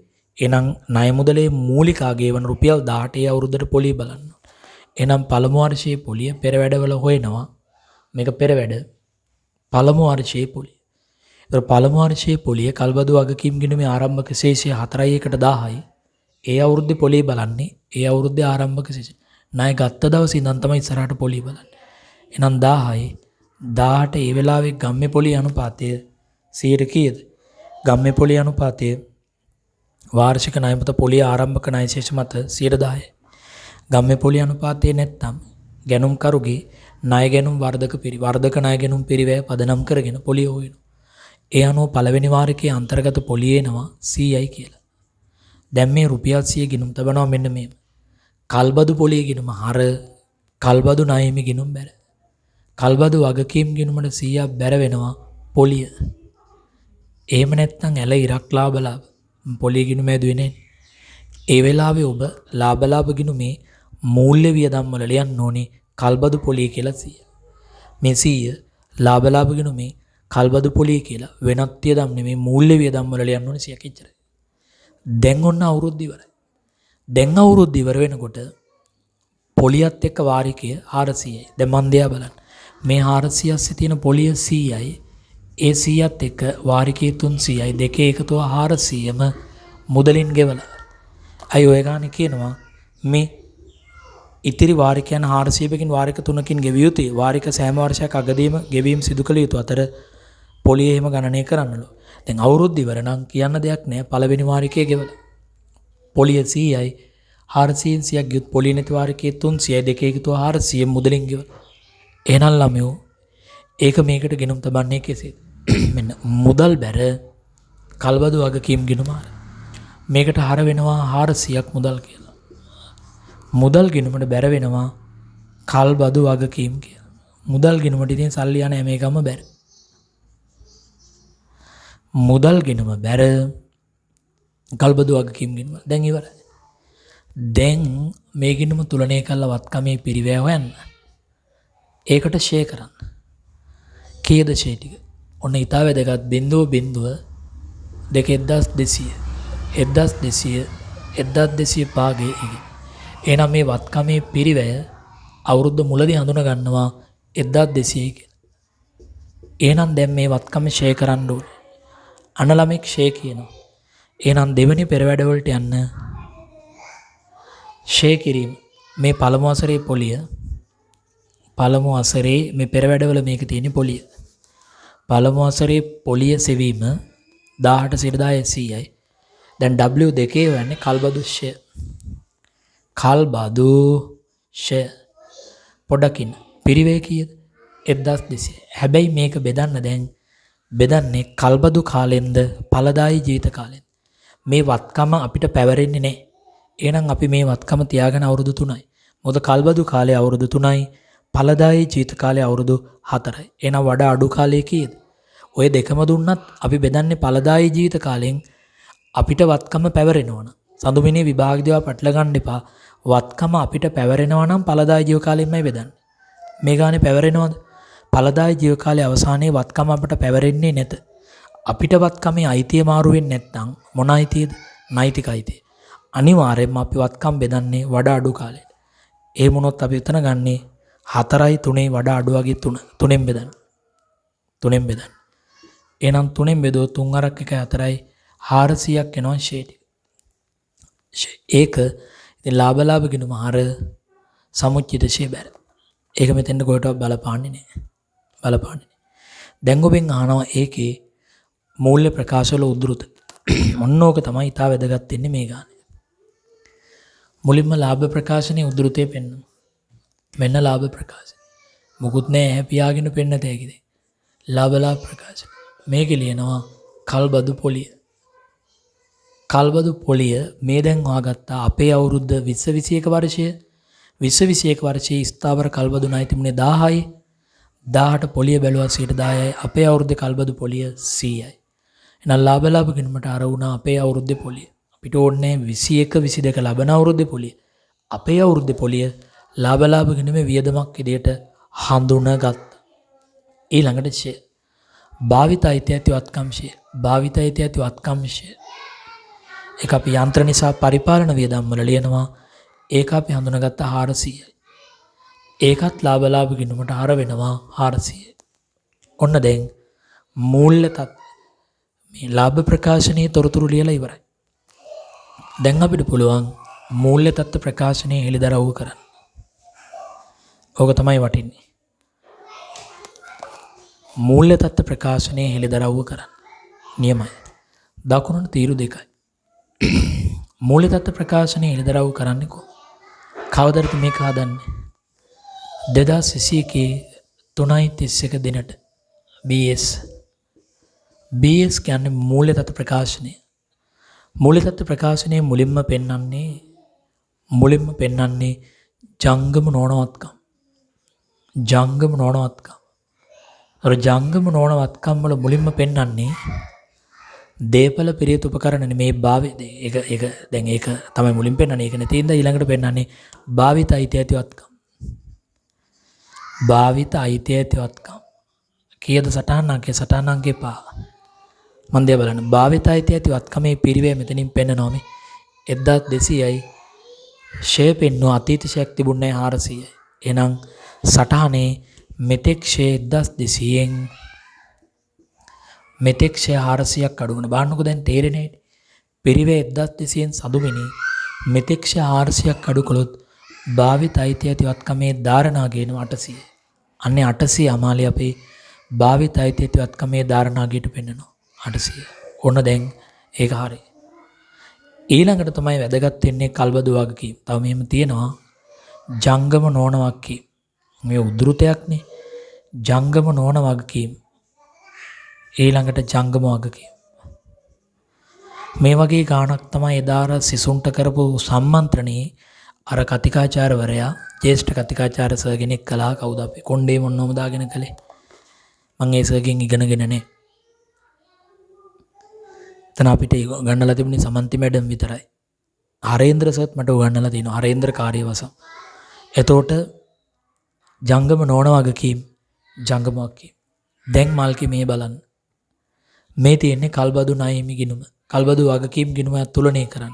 තුලනය කළා ඒකේ ශේෂය තමයි කඩා ගන්න වෙන්නේ ජංගම නොවන කීයද ජංගම කීයද කියලා. ඒකේ මේ ගාන විශේෂයි කල්බදු පොලිය දීලා නැති ඉන්න. රයිට්. දැන් මේ ගිණුම තුලනය කරන්න. අනේ කොච්චර ලේසිද? දැන් අවුරුද්ද ඉවරයි. මේ අවුරුද්දේ පොලියත් එක්ක මෙතන ගෙවලා තියෙන නිසා පොලියට පොලිය කැපෙනවා. එතකොට මේ ගිණුම ඉතුරු වෙන්නේ ඉදිරි අවුරුදු දෙකේ ගෙවන්න තියෙන ණය කොටස. ඒ අනුව ළමෙක් කියනවා 0.1100යි.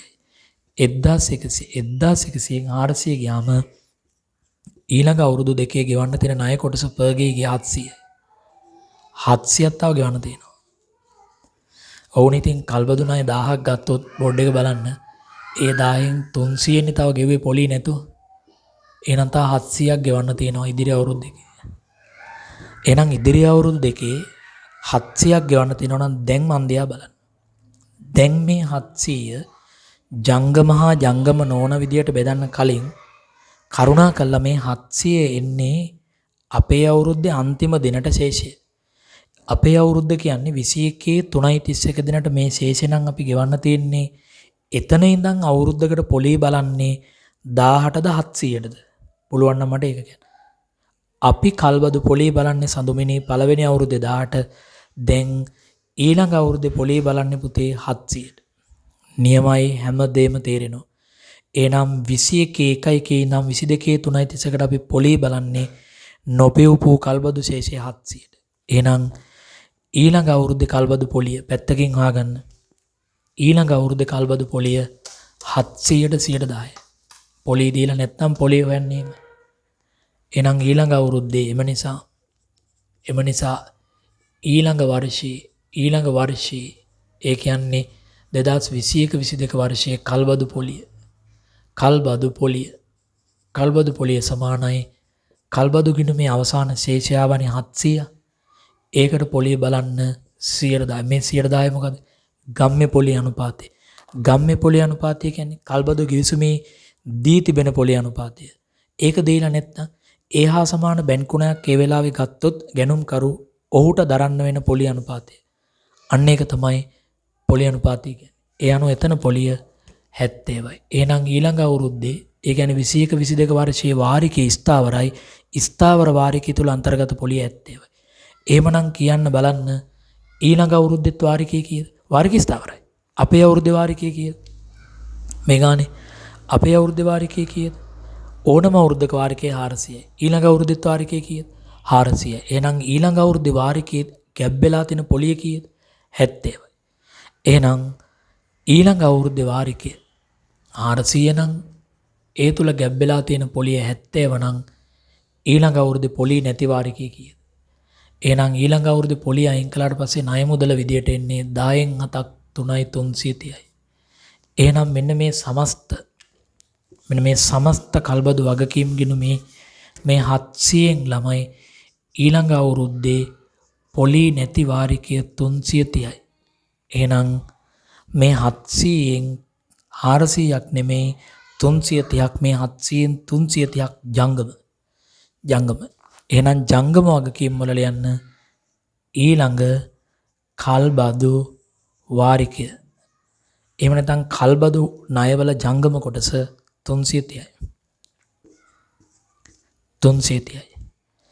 එහෙනම් මේ 700න් 330 නම් ඊළඟ ජංගම නොවන කොටස බලන්න 700න් 330 අඩු කරන්න. අමාලි 700න් 330 අඩු කරන්න. 700න් අඩු කරන්න 330 370. 370යි ජංගම නොවන කොටස. එහෙනම් ජංගම නොවන කොටස කල්බදු වගකීම් විදියට ලියන්න. දැන් පේනවනේ අපි වගේ අය ඉන්නේ ඉඳ හොඳයි කියලා. හවුද නැද්ද? ගුරුවරු කියන්නේ ළමයින්ට ගන්න ණය. ගුරුවරු කියන්නේ ළමයින්ට ගන්න ණය. ළමයින්ට ගන්නන්න 아무තු හැකියාවක් තියෙන්න ඕනේ. හැමදේම තේරුම් අරන් බින්දුවටම පැහැදිලි කරන්න පුළුවන්. නැත්නම් ළමයා කියන જાතිය තේරුම් ගන්නේ නෑ අමාලි. ඔව්. ළමයට ගන්නන જાතිය. දැන් හරි.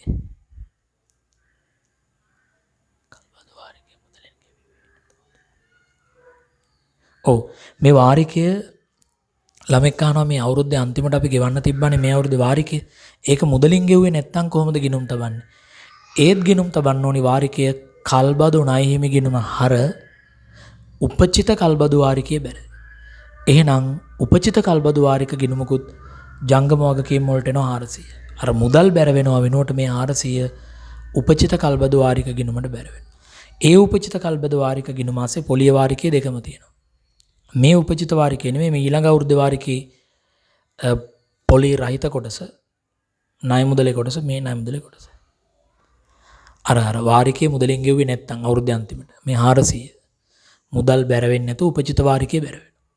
කල්බදු ණයම ගිණුමට අර වෙනවා. තේරුණානේ එකත් නේ. හොඳයි අපි කතා කරමින් ඉන්නේ කල්බදු දැන් 1 කළා 2 කළා 3 කළා 4 කළා 5 කළා 6ත් කළා 8ත් කළා දැන් අන්තිම එක 7 වෙනි එක. ඊට පස්සේ කල්බදු වගකීම් පැහැදිලි කරලා නෝට් එක කියවුවාම කල්බදු හොඳටම තේරෙනවා. එතකොට ළමයි ඔයගොල්ලෝ තමයි හොඳින්ම රත්නපුරේ ගාන හදලා එන්න ඕනේ. ඔය ඔහොම උගන්වපු නිසා තමයි හොඳ දරුවන් අපේ පන්තියේ නිර්මාණය වුණේ. ප්‍රශ්න අංකය 7. ඒ ළමයි අදටත් කියනවා සුළු විෂයන් වල සර්. ඔව් සුළු විෂයන් වල මට කියනවා අදටත් කියනවා පෙරේදත් මට ළමයා කෝල් කළා ලකුණු අඩු නොවුනනම් ඇත්තටම මම ලංකාවේ ප්‍රථමයාම තමයි. ගිය අවුරුද්දේ ළමයාත් එහෙම කිව්වා. ළමයින්ට ගිණුම් කරන විෂයෙන් ලකුණු අඩුවීමක් උනේ නෑ. ඒක අපිට ලංකාවේ ප්‍රථමයා රත්නපුරෙන් අහිමි වෙන්නේ ඒකයි. අපි බලමු මේවර සමබරව වැඩ කරපු ළමෙක් ලංකාවේ ප්‍රථමයා රත්නපුරෙන් නිර්මාණය කරගනීවිද කියලා. එතකොට ප්‍රශ්න අංකය 7. සීමා සහිත කේසර සමාගම. ඔගොල්ලෝ එන්නේ දැන් 7 වෙනි ප්‍රශ්නෙට. සීමා සහිත කේසර සමාගම විසින් කල්බදු පදනම යටතේ යන්ත්‍රයක් ලබා ගන්නාලදී. දැන් කේසර සමාගමෙන් අපි යන්ත්‍රයක් ගන්නවා. එහෙනම්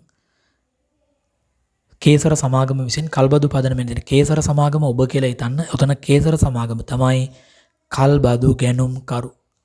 2024 එක දින මූලික ගෙවීම ලෙස 200ක් ගෙවන ලදී. ඒ ඩවුන් පේමන්ට් එක මුදිත. ඒක මුදල් බැර භාවිත අයිතියතිවත්කම් ගිණුමාර. ඒක භාවිත අයිතියතිවත්කමේ පිරිවැටෙනවා කල්බදු වගකීම් වලට එන්නේ. ඊළඟට ඉතිරිය රුපියල් 400 බැගින් වන වාර්ෂික වාරික 3කින් ගෙවන්න බැඳෙනවා. හැබැයි එතන ගෙවන්නේ වාරිකයක අනාගතය දෙන්නේ පළවෙනි අවුරුද්දේ 400යි, දෙවෙනි අවුරුද්දේ 400යි, තුන්වෙනි අවුරුද්දේ 400ක් අපි දානවා පොලියත් එක්ක. හැබැයි පොලි අනුපාතයේ ගමේ පොලි අනුපාතයේ 10%යි 10% පොලි අනුපාතයට තේ රුපියලක අදාගේ දෙනවා. පළමු අවුරුද්දේ අවසානයේදී රුපියලක් අතට ගන්න අද 791ක් බැංකුවේ දැම්මාම හරි. වසර දෙකකින් පසු රුපියලක් අතට ගන්න අද 783ක් බැංකුවේ දැම්මාම හරි. අවුරුදු 3කින් පස්සේ රුපියලක් අතට ගන්න අද 776ක් බැංකුවේ දැම්මනම් හරි. එහෙනම් ඕනම අනාගතයේ අදාගේ වට්ටම් කරලා අපිට හොයාගන්න පුළුවන්. යන්ත්‍රයේ ඵලදායි ජීව කාලය අවුරුදු 2යි. දැන් කල්බදු කාලය අවුරුදු 3යි, ඵලදායි ජීව කාලය අවුරුදු 2යි. ගිවිසුම අවසානයේ අයිතිය මාරු නොවේ. එහෙනම් අයිතිය අපිට නැත්නම් අපි ෂෙයා කරන්න බෙදන්නේ අනිවාර්යයෙන්ම කල්බදු කාලෙනුත් නෙමෙයි, ඵලදායි ජීවිත කාලෙනුත් නෙමෙයි, වඩා අඩු කාලයෙන් තමයි බෙදලා ෂෙයා හොයන්නේ. දැන් නම් තේරෙනවා සර් නියමෙට. සමාගම විසින් යන්ත්‍ර සඳහා ප්‍රත්‍යාගරණ ආකෘතිය භාවිතා කරයි. අන්න ළමයෝ මං කිව්වා. වත්කමක් මුල්වරට හඳුනගන්න පිරිවැයට. නමුත් පසු කාලීනව ඒ වත්කම යටත් වන වත්කම් පන්තියම ප්‍රත්‍යාගරණය කළොත් නව ප්‍රත්‍යාගරණාගේ පොත්වලට එනවා. ඒ මුණුත් පරණාගේ පොත්වලින් දොට්ට දාලා නව ප්‍රත්‍යාගරණාගේ පොත්වලට ගේනවා. හරිද? එතෙක් සමුච්චිතසේ අහෝසි කරනවා. නව ලාභ පාඩු ප්‍රථම ප්‍රත්‍යාගරණේ ලාභයේ විදියට සංචිතයට ගෙනියනවා. LKAS 16ත් ඔළුවේ, SLFRS 16ත් ඔළුවේ. දැන් අපිට මේ වැඩේ කරන්න ලේසි. මෙහෙමනම් ප්‍රමිති වටාගත්ත නඩයක් මේ ලංකාවේ නැතු වේද? අවංකවම වටහා ගත්තනම්. හරිද? දසුන්. ඊළඟට 2020 කවද්ද මේ වැඩේ කරන්නේ? ප්‍රත්‍යාගරණය කරන්නේ ගත්ත දවසේ නෙමෙයිනේ කවද්ද? 2021 3:31 දිනට යන්ත්‍රය, ඒ කියන්නේ අපේ අවුරුද්දෙන් පස්සේ ප්‍රත්‍යාගරණය කරනද අතර ප්‍රත්‍යාගරණ වටිනාකම 800ක මම ඉවල කියා දෙන්නම්. අවුරුද්ද අන්තිමට ප්‍රත්‍යාගරණය කිරීම කොහොමද ගිණුම් තබන්නේ කියලා. ඊළඟට මේම ගානක් මෙතෙක් පොත්පත්වල සඳහන් වෙලත් නැහැ, විභාගෙට ඇවිල්ලත් නැහැ. හරිද? ඔබ විසින් ඉහත ගනුදෙනු 21 3:31 දිනට මූල්‍ය තත්ත්ව ප්‍රකාශනෙත් මෙතන 20 නෙමෙයි එන්න ඕනේ 20 21 කියලා, ඊළඟට තියෙන 2020 කියලා 20 21 වර්ෂයේ ලාභ ගිණුම් තුලත් නිරූපණය කරන්නේ කෙසේද? නියමයි. මොකද විස්තීර්ණ ආදායම් කියන කොටසත් එනවා. දැන් ආගෙන ඉන්න. මුලින්ම ඔක්කොටම කලින් දෙයක් හොයාගන්න ඕනි. මොකක්ද දේ කියලා කෞශල්‍ය කියන්නේ. ඔය වත්කමේ පිරිවැය හොයනකොට ඔය වත්කමේ මූලික ගෙවීම තියෙනවා. අනිකුත් ඍජු ගෙවීම් ගානේ නැහැ. ඒ වගේම එකම එක දෙයක් තව හොයාගන්න ඕනේ. මොකද්ද? ඔය වත්කමේ පිරිවැය හොයනකොට කල්බදු තමයි මොකද්ද? මගේ වචනේ දාලා කියන්නේ. මොකද හොයාගන්න ඕනේ? වගකීම. ඒක තමයි. ඒකට අපි කියනවා සමන්ති මැඩම් කියනවා මූලික මිනු කල්බදු වගකීමේ මූලික මිනුම්කරණය කරනද වටිනාකම. එහෙම නැත්තම් මං අද කිව්වා මොකද්ද හොයාගන්න? කල්බදු පහසුකම. ලීසින් ෆැසිලිටි එක y බිඳුවේදී. කල්බදු පහසුකම දිරුක්ෂ කල්බදු පහසුකම කොච්චරද කියලා හොයාගන්න ඕනේ. එහෙනම් ඒ වාරිකවල තියෙන පොලි අයින් කළා ඒ ටික එකතුව කල්බදු පහසුකමට හොයාගන්න ඕනේ. ඉස්සෙල්ලා අපි ඒක හොයාගෙන ඉමු. ඊට පස්සේ ගිණුම් තමයි. මූලික ගිණුම් ටික ඉස්සෙල්ලා ගහලා ඉන්නකොනේ. ගිණුම් ටික ගහලා ඉන්න. ඔතනින් එහාට මන් දන්න කල්බදු නේ.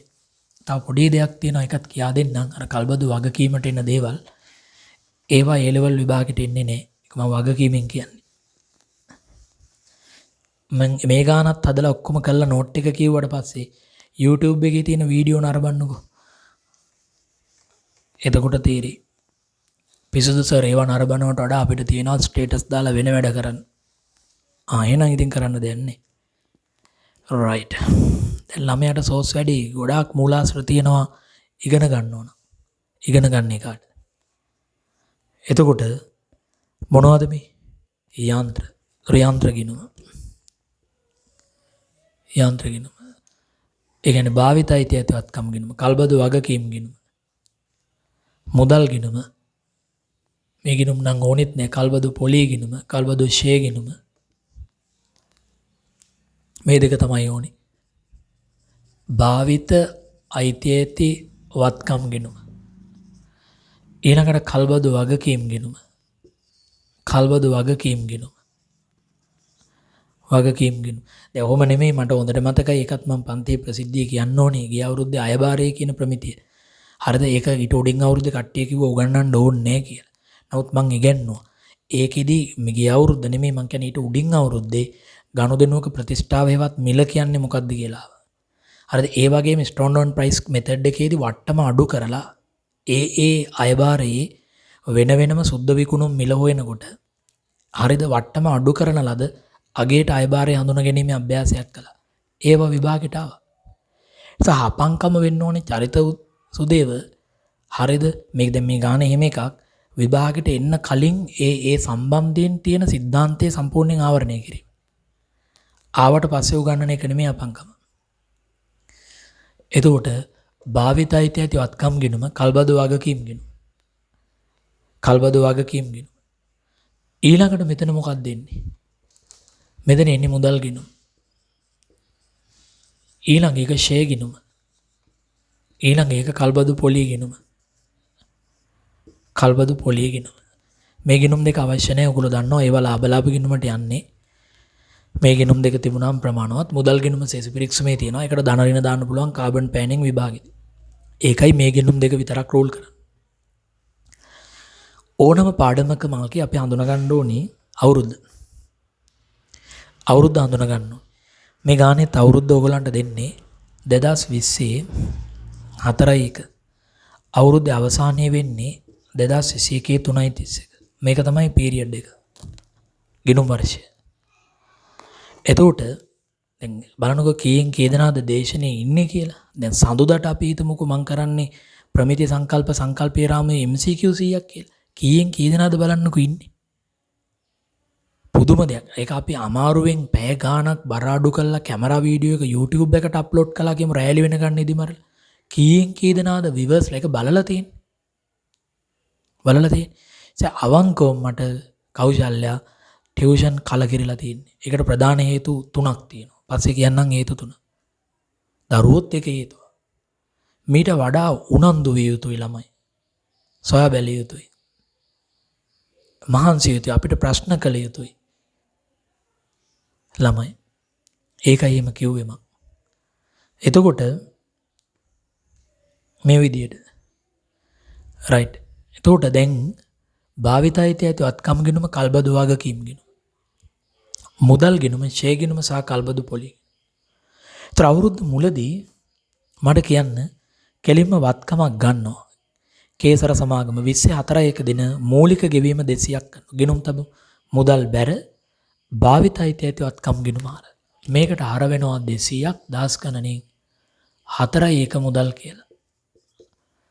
දහස් ගණනින් හදන්න බයයි දශමයේද දන්නේ. දශමයි වගේ නිසා අපි පුල් ඉලක්කම් ලියමු. ලක්ෂ 2යි. ලක්ෂ 2යි මුදල් ගිණුමට බැර කරන්න ලක්ෂ 2ක්. භාවිත අයිති ඇති වත්කම් 4/1. භාවිත අයිති ඇති වත්කම් ලක්ෂ 2යි. මුදල් බැර භාවිත අයිති ඇති වත්කම් ගිණුම ආර. ඊළඟට අනිකුත් මූලික ගෙවීම ඍජු ගෙවීම තියද? චරිත සුදේවගෙන් ආන්නේ. මේ ගාන දිහා බැලුවාම චරිත කියන්න අනිකුත් මූලික සවි කිරීමේ පිරිවේ, ගෙනීමේ කුලි, ගලවා ඉවත් කිරීමේ පිරිවේ වර්තමාන අගය. ඒ වගේ දේවල් කල්බදුවත්කමේ පිරිවේට එනවා බව උදේ කිව්වා. එහෙම දෙයක් නන්නේ. එහෙනම් ලීසින් ෆැසිලිටි එක එනවා. ඒක කීයද? ඒක වාරික 3ක් ගෙවනවා. ඒකේ අනාගත අගය දීලා තියෙනවා. එහෙනම් ඒකේ වර්තමාන අගය තමයි කල්බදු වගකීම් වල මූලික මිනුම් කරන ලද වටිනාකම. අන්න ඒක භාවිතයිති ඇතිවත්කම් ගිණුම අර කල්බදු වගකීම් ගිණුම් බැර. දැන් ඒක දීලා නැහැ. ඒක හොයන්න ඕනේ.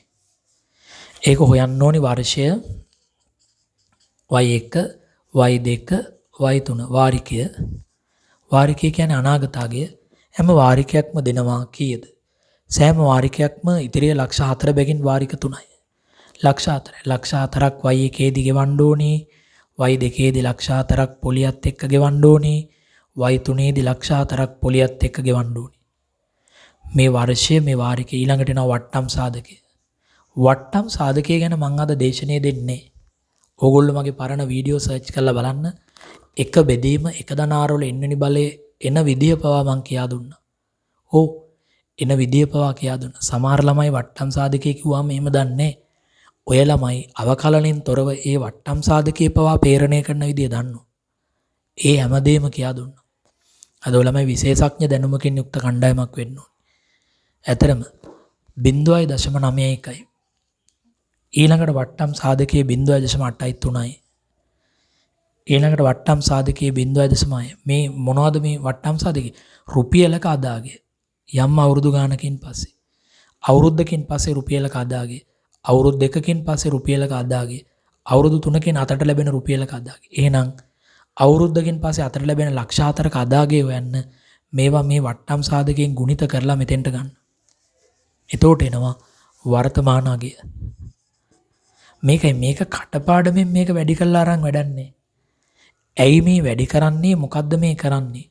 මෙහෙම වැඩි කරපු ගමන් මේක අස්සේ පොලිය ගැලවිලා මේකේ තියෙන කැපිටල් එක ණය මුදලේ ප්‍රාග්ධන කොටස කීයද කියලා එනවා. ඒකට අපි කියන්නේ ණය මුදලේ ප්‍රාග්ධන කොටස කීයද? ලක්ෂ 4 වැඩි කරන්න කැපිටල් එක.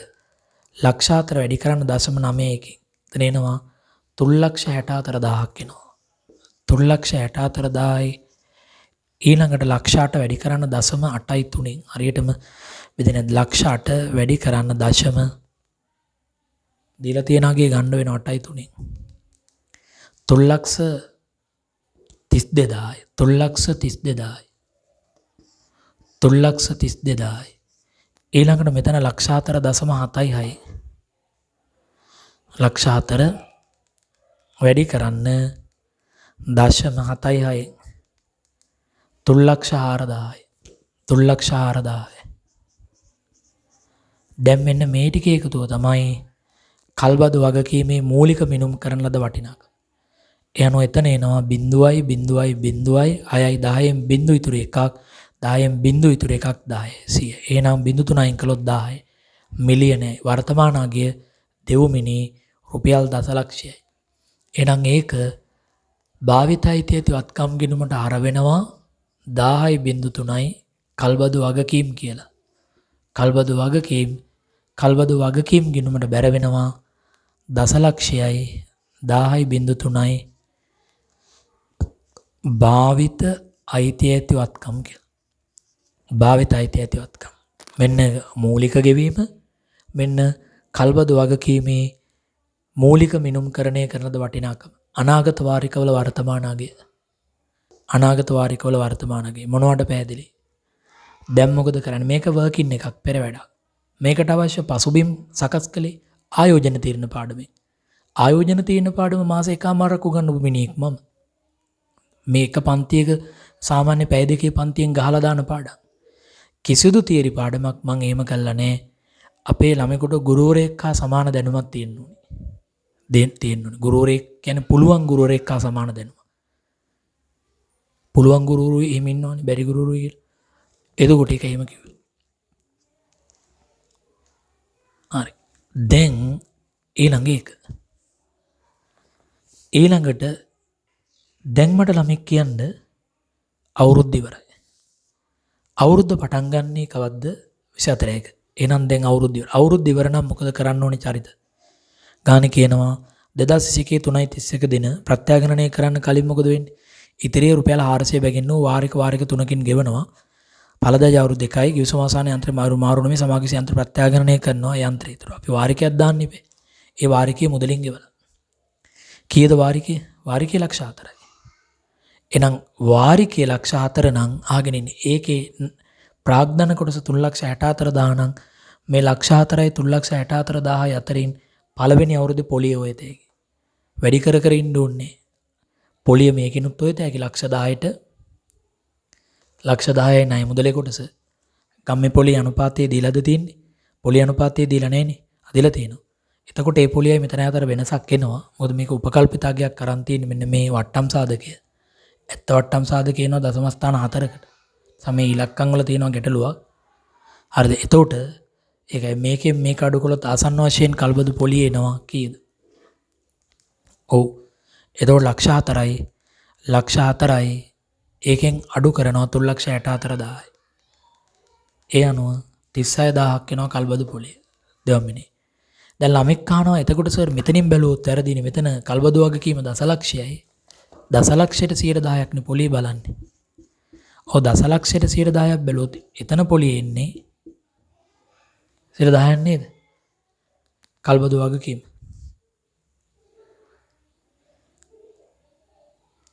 කල්බදු වගකීම දසලක්ෂයයි 1000යි 10 අවුරුද්ද මුලදී ඇති වෙච්ච දේ ඒකට පොලිය බැලුවොත් එන්නේ කීයද? 10. එතකොට එතන වෙනස් වෙන්නේ ඇයි?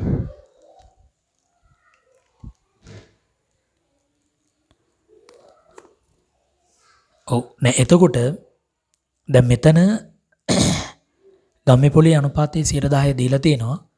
වට්ටම් සාධකයේ දීලා තියෙනවා පළවෙනි අවුරුද්දේ 0.91. දැන් මෙතන තියෙන අවුල අන්න ඒකයි. පොඩකින්. දැන් මෙතෙන්දී මේ තියෙන්නේ වාරිකය මේ තියෙන්නේ වාරිකයේ පොලිය. ඒතර අපි ගෙවන වාරිකයේ මේ ගානට ගන්නේ. එතකොට දැන් මේ බඳු අවස්ථාවකදී මෙතන වෙලා තියෙන්නේ මේක සමාන වෙන්න ගන්න ඕනි. දැන් මේ පොලිය අනුපාතයේ යටතේ දීපු වට්ටම් සාධකයේ නෙමෙයි මේ. වාර්ෂික පොලිය අනුපාතයේ 10%න් ගන්න වට්ටම් සාධකයේ අගය මේක නෙමෙයි. එතකොට වට්ටම් සාධකයේ වෙනස්කම් තියෙනවා.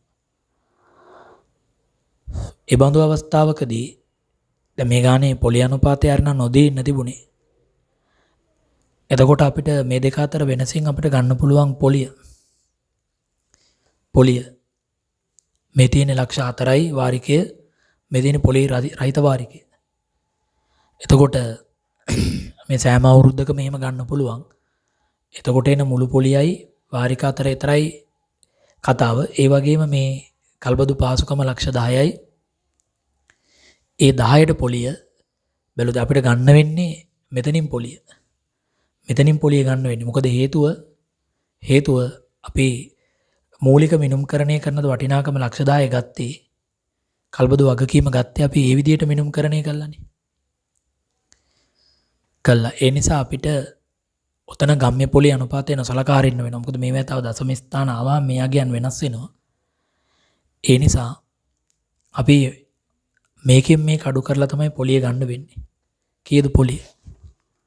ලක්ෂ 4යි ඒකෙන් අඩු කරන්න 3,64,000යි.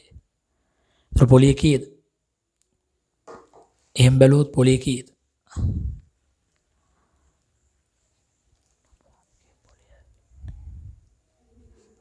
තිස්සය 10යි.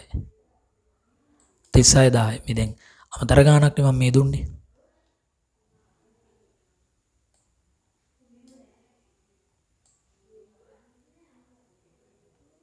මොකද කියන්නේ ළමයි? උත්තර ගොඩක් ආවා. කද ළමයි ලොකු උත්තරයක් කිව්වා ඒක ඩිලීට් වුණා. පෙන්වන්නේ ඒක ආයි දාන්න.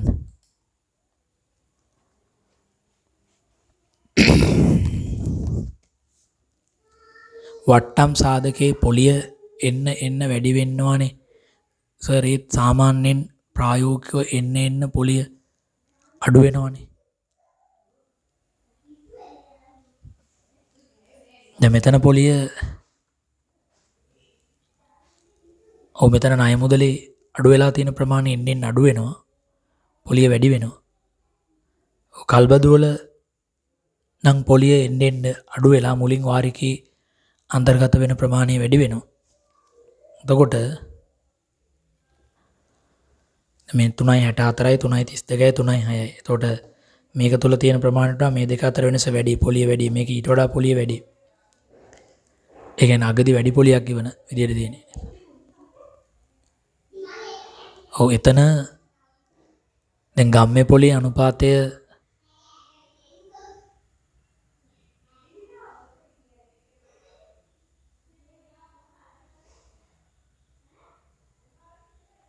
දසලක්ෂය වුණොත් එතන පොලිය ලක්ෂයක් එනවා. පළවෙනි අවුරුද්දේ අන්තර්ගත වන පොලිය.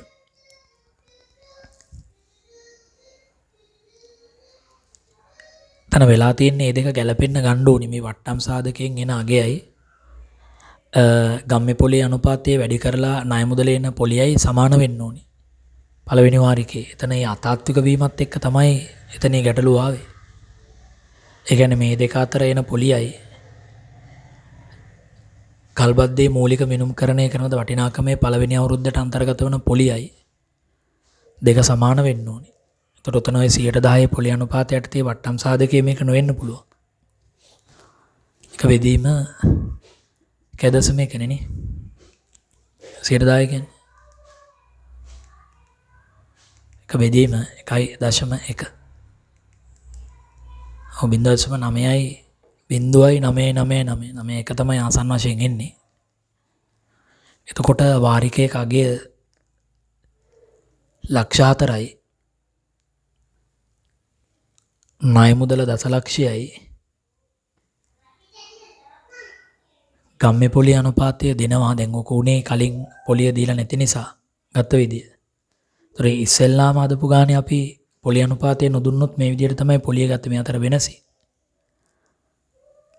ඔව් දැන් මෙතන වැඩේ තියෙන පොලිය වැඩි වෙනවනේ. වැඩි වෙනවා.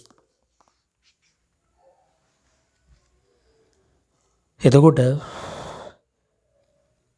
වාර්ෂික පොලිය අනුපාතයේ 10%යි. මාරු නොවේ. එතකොට මේකට පොලිය ගත්තොත් පළවෙනි වාරිකයේ පොලිය ලක්ෂයක් වෙනවා.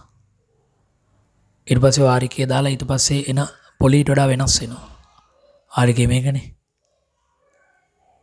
ඔව් අපි මෙතන දැන් කල්බදු පොලිය මේ දෙක අතර වෙනස එන්න වැඩි වෙන නිසා සාමාන්‍යයෙන් ලීසින් වල වෙන්නේ මුලින් වැඩි පොලියක් ගෙවන්නේ.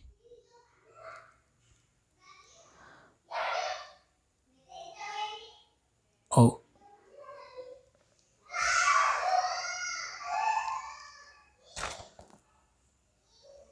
එතන ඒක සමාන වෙන විදියට එන්නේ. ඔව් දැන් ප්‍රායෝගික තත්ත්වයට බැලුවොත් එහෙම වෙන්නේ මුලින් වැඩි පොලියක් ගෙවන නිසා ණය මුදලට පාදක කරගෙන ගම්මේ පොලිය අනුපාතය දාලා ආයි පොලිය බලන්න ඕනේ. අපි එහෙම පොලිය බලමුකෝ ගානේ දැන් පොලිය විතරයි වෙනස් වෙන්නේ. නමුත් ප්‍රසන්ටේෂන් වල වෙනස් වීමක් වෙන්නේ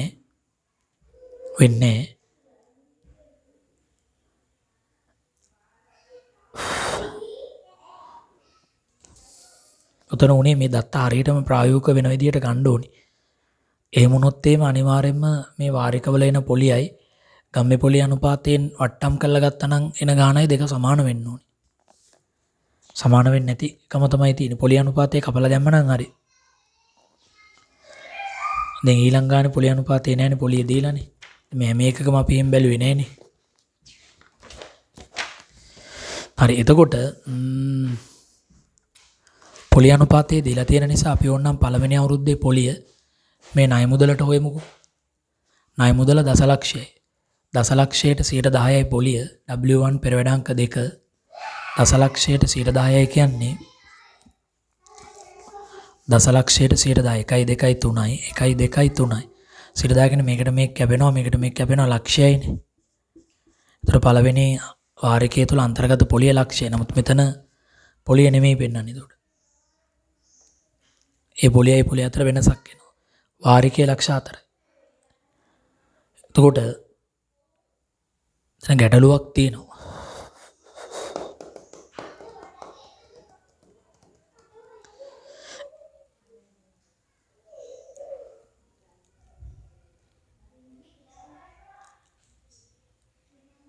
එහෙමද? ඔව්. එතකොට දැන් මේ බඳු අවස්ථාවකදී අපි දැන් මේක දැනට දාමුකෝ ගම්මේ පොලිය අනුපාතය අරගෙන පාදක කරගමු. මොකද ප්‍රායෝගිකව ණය මුදලට පොලී බලන්නේ ණය ගිණුමේ ශේෂ මතනේ. අපි අවුරුද්දේ දසලක්ෂයක ණයක් කල්බදු ණයමයට තියෙනවා. ගිවිසුමේ ගම්මේ පොලිය අනුපාතය දෙනවා. කීයද ලක්ෂය? මොකද මේ වගේ වේරියේෂන්ස් වෙන්නේ එකක් තව විචල්්‍ය ගෙවීම් තියෙන්න පුළුවන්.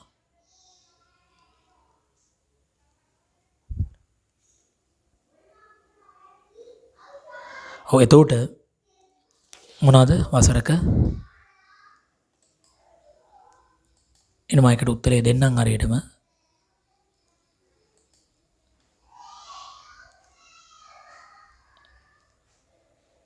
වසර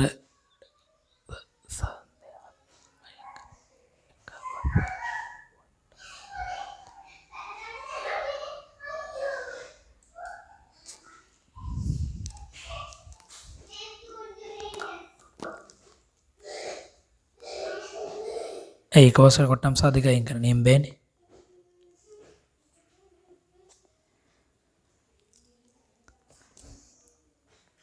නමයක 8යි 3 7යි 6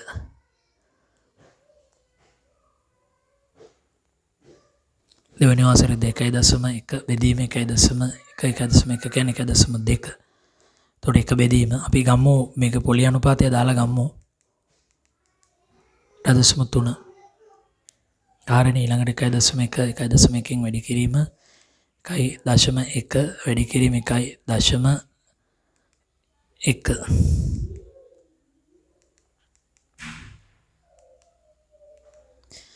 0.7යි හරි. එතකොට ණය මුදලේ පොලිය අපි වෙමුකෝ ලක්ෂයට 10යි කියලා. ලක්ෂයයි ලක්ෂ විභාගෙදී එක්ක ගම්ම්‍ය පොලිය අනුපාතය දෙනවා නැත්නම් පොලිය දෙනවා. මේ වට්ටම් සාධකයක් දීලා ගම්ම්‍ය පොලිය අනුපාතයක් දුන්නොත් ඒ අතර වේරියේෂන්ස් තියෙන්න පුළුවන්. ඒ කියන්නේ විචල්්‍ය ගෙවීම් මෙතන තියෙන්න පුළුවන්. තව මේ වාරිකයේ ASCII හරිනේ. ඒකයි එහෙම ඒකයි මේ විදිහේ වෙනසක් ආවේ. එතකොට ලක්ෂයයි ලක්ෂයට 10යි කියන්නේ පොලිය ලක්ෂය. අපි කල්බදු පොලිය ගිණුම් තබනවා. පොලිය ගිණුම හර ලාභ ගිණුම හර කල්බදු ණයමේ ගිණුම් බැර. කල්බදු ණයමේ ගිණුමට බැර කරන ලක්ෂයක් ලක්ෂ 10ට 10 කියන්නේ ලක්ෂයයිනේ. කල්බදු පොලිය කියලා. පොලිය වරාන්නස්සේ ලාභ කියලා. එතකොට කල්බදු පොලිය ගිණුම හර කල්බදු වගකීම් ගිණුම් බැර. එච්චරයි. ඊළඟ එක තමයි මොකද්ද? ඊළඟ එක තමයි පළවෙනි වාරිකය. පළවෙනි වාරිකය අපි ගෙවලා තියෙනවා ලක්ෂ 4ක්. පළවෙනි වාරිකයේ ලක්ෂ 4ක් ගෙවලා තියෙනවා පොලියත් එක්ක. ඒක මුදල් ගිණුම බැර වෙනවා ලක්ෂ 4ක් කල්බදු වගකීම කියලා. කල්බදු වගකීම් ගිණුමට ලක්ෂ 4ක් කර වෙනවා.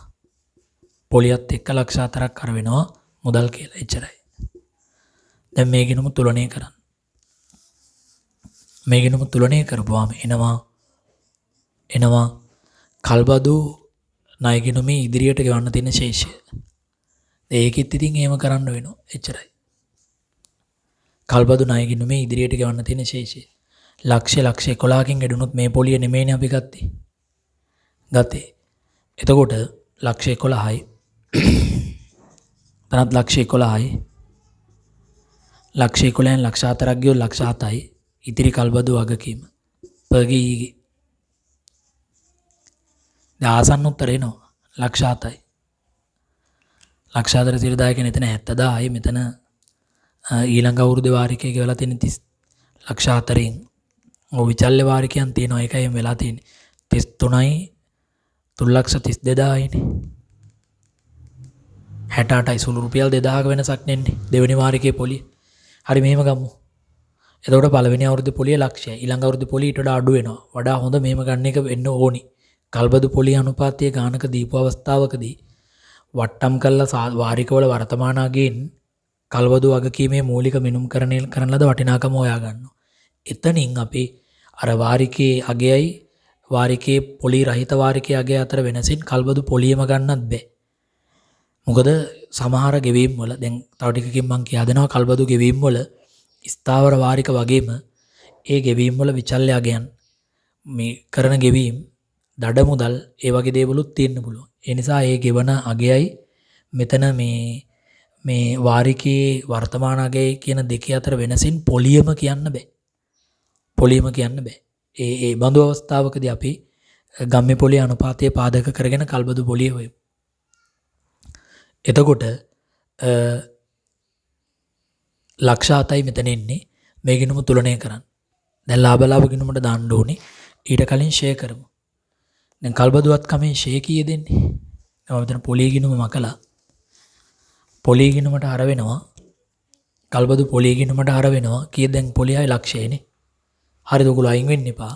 මෙන්න ලාභ ගිණුම නැත්තම් පොලිය ගිණුමට අර වෙනවා ලක්ෂයක් කල්බදු වගකීම් කියලා. වාරිකය ලක්ෂ 4 අර කළා. කල්බදු වගකීම් ගිණුමේ ශේෂය ලක්ෂ 7ක් ගත්තා. දැන් ෂෙයා කරන්න තියෙන්නේ ලක්ෂ 2යි ලක්ෂ 10යි ලක්ෂ 12යිනේ. ලක්ෂ 12 ෂෙයා කරන්නේ කීයෙන් බෙදලාද? කල්බදුවත් කමේ කොස්ට් එක ලක්ෂ 12යිනේ per ගියේ 12.5යි කියන්නකෝ. දැන් කල්බදුවත්කම ෂේ කරන්නේ කීයෙන් බෙදලාද? ලක්ෂ 12යි. ලක්ෂ 12 කීයෙන්ද බෙදන්නේ? කෞශල්‍ය. ළමයි ටික නැතුව ගියාද? ඔය ලක්ෂ 12 බෙදන්නේ කල්බදු ඵලදායි ජීවකාල අවුරුදු දෙකේ. දෙකෙන් බෙදන්නේ. ඒ අනුව ලක්ෂ 6ක් එනවා ෂේ. ෂේ ලක්ෂ 6ක් එනවා. ඒ නිසා ෂේ ගිණුමට හර කරන්න ලක්ෂ 6ක් සමුච්චිත ෂේ කියලා. සමුච්චිත ෂේ එකත් හරි. දැන් මූල්‍ය ප්‍රකාශන වල උද්ෘතයන් පෙන්වන්න තියෙන්නේ. මුලින්ම ලාභ ප්‍රකාශනයේ උද්ෘතය පෙන්නමු. මෙන්න ලාභ ප්‍රකාශනයේ උද්ෘතය. ලාභ ප්‍රකාශනයේ ಜಾති දෙකක් එනවා. මොනවද ලාභ ප්‍රකාශනයේ? එකක් මේ ෂේ එනවා. කල්බදු ෂේ. කල්බදු ෂේ PL. කල්බදු ෂේ 60000ක් එනවා. ඒක හරි. ඊළඟට කල්බදු පොලිය ලක්ෂයක් එනවා. කල්බදු පොලිය. කල්බදු පොලිය ලක්ෂයක් එනවා. කල්බදු ෂේ ලක්ෂ 6යි. කල්බදු පොලිය ලක්ෂය. මේ ගානේ දත්ත ලොකුවට ආවා. ඔය ප්‍රත්‍යාගණනය කරන්න තියෙනවනේ. රයිට්. ඒක කරමු ඊළඟට. මූල්‍ය ප්‍රකාශන බලපෑම. ඊළඟට මේ ගානේ අවුරුද්දේ අන්තිමට මේ වත්කම ප්‍රත්‍යාගණනය කරනවා. ප්‍රත්‍යාගණනය කළාට පස්සේ තමයි මූල්‍ය තත්ත්ව ප්‍රකාශනය පෙන්වන්න තියෙන්නේ. අවුරුද්දේ අන්තිමටනේ ප්‍රත්‍යාගණනය කරන්නේ. එහෙනම් ප්‍රත්‍යාගණනයෙන් පසු ෂේ බලපාන්නේ ඊළඟ අවුරුද්දට. ඒ නිසා ප්‍රත්‍යාගණනයේ කිරීමේ පස්සේ ෂේ ඊළඟ අවුරුද්දට බලපාන නිසා මේ අවුරුද්දේ ෂේ වලට ප්‍රත්‍යාගණනයේ බලපෑමක් නැහැ. දැන් ඒ කටයුතු වලට මේ ගානේ වෙනසක් උනේ නැහැ. කල්බදු පොලිය විතරයි කේස් එක ආවේ. ආගෙනින් දැන් මේ වත්කම් ප්‍රත්‍යාගණනය කරන්නේ කොහොමද? මන් දිහා බලන්න. මේ වත්කම අපේ අවුරුද්දේ අවසානයේ 2021 විභාගයට ආව 3.31 දින. ඒව ඉතින් සාමාන්‍ය විදියමයි. කල්බදු භාවිතයිති වත්කමේ පිරිවැය ලක්ෂ 12ක් තියෙනවා. ලක්ෂ 12යි. මේක මෙතෙක් ෂේ වුණා. මට දැන් ෂේ ටික මතක නැහැ. ඔය කවුද? හිරුනි. මත ප්‍රශ්නේ. අයිතිය මාරු වෙන්නේ නැහැ කියනවා. ඉතින් අයිතිය මාරු වෙන්නේ නැති හින්දා තමයි වඩා අඩු කාලෙන් බෙදුවේ. අයිතිය මාරු වෙන්නේ නැහැ කියනවා. හිරුනි මොකද කියන්නේ? අයිතිය මාරු වෙන්නේ නැත්නම් ඵලදායි ජීව කාලේ අවුරුදු 2යි, කල්බදු කාලය අවුරුදු 3යි. එහෙනම් ෂේ කරන්නේ වඩා අඩු කාලෙන්. වඩා අඩු කාලයේ හිරුනි එතන ඵලදායි ජීවිත කාලය 2.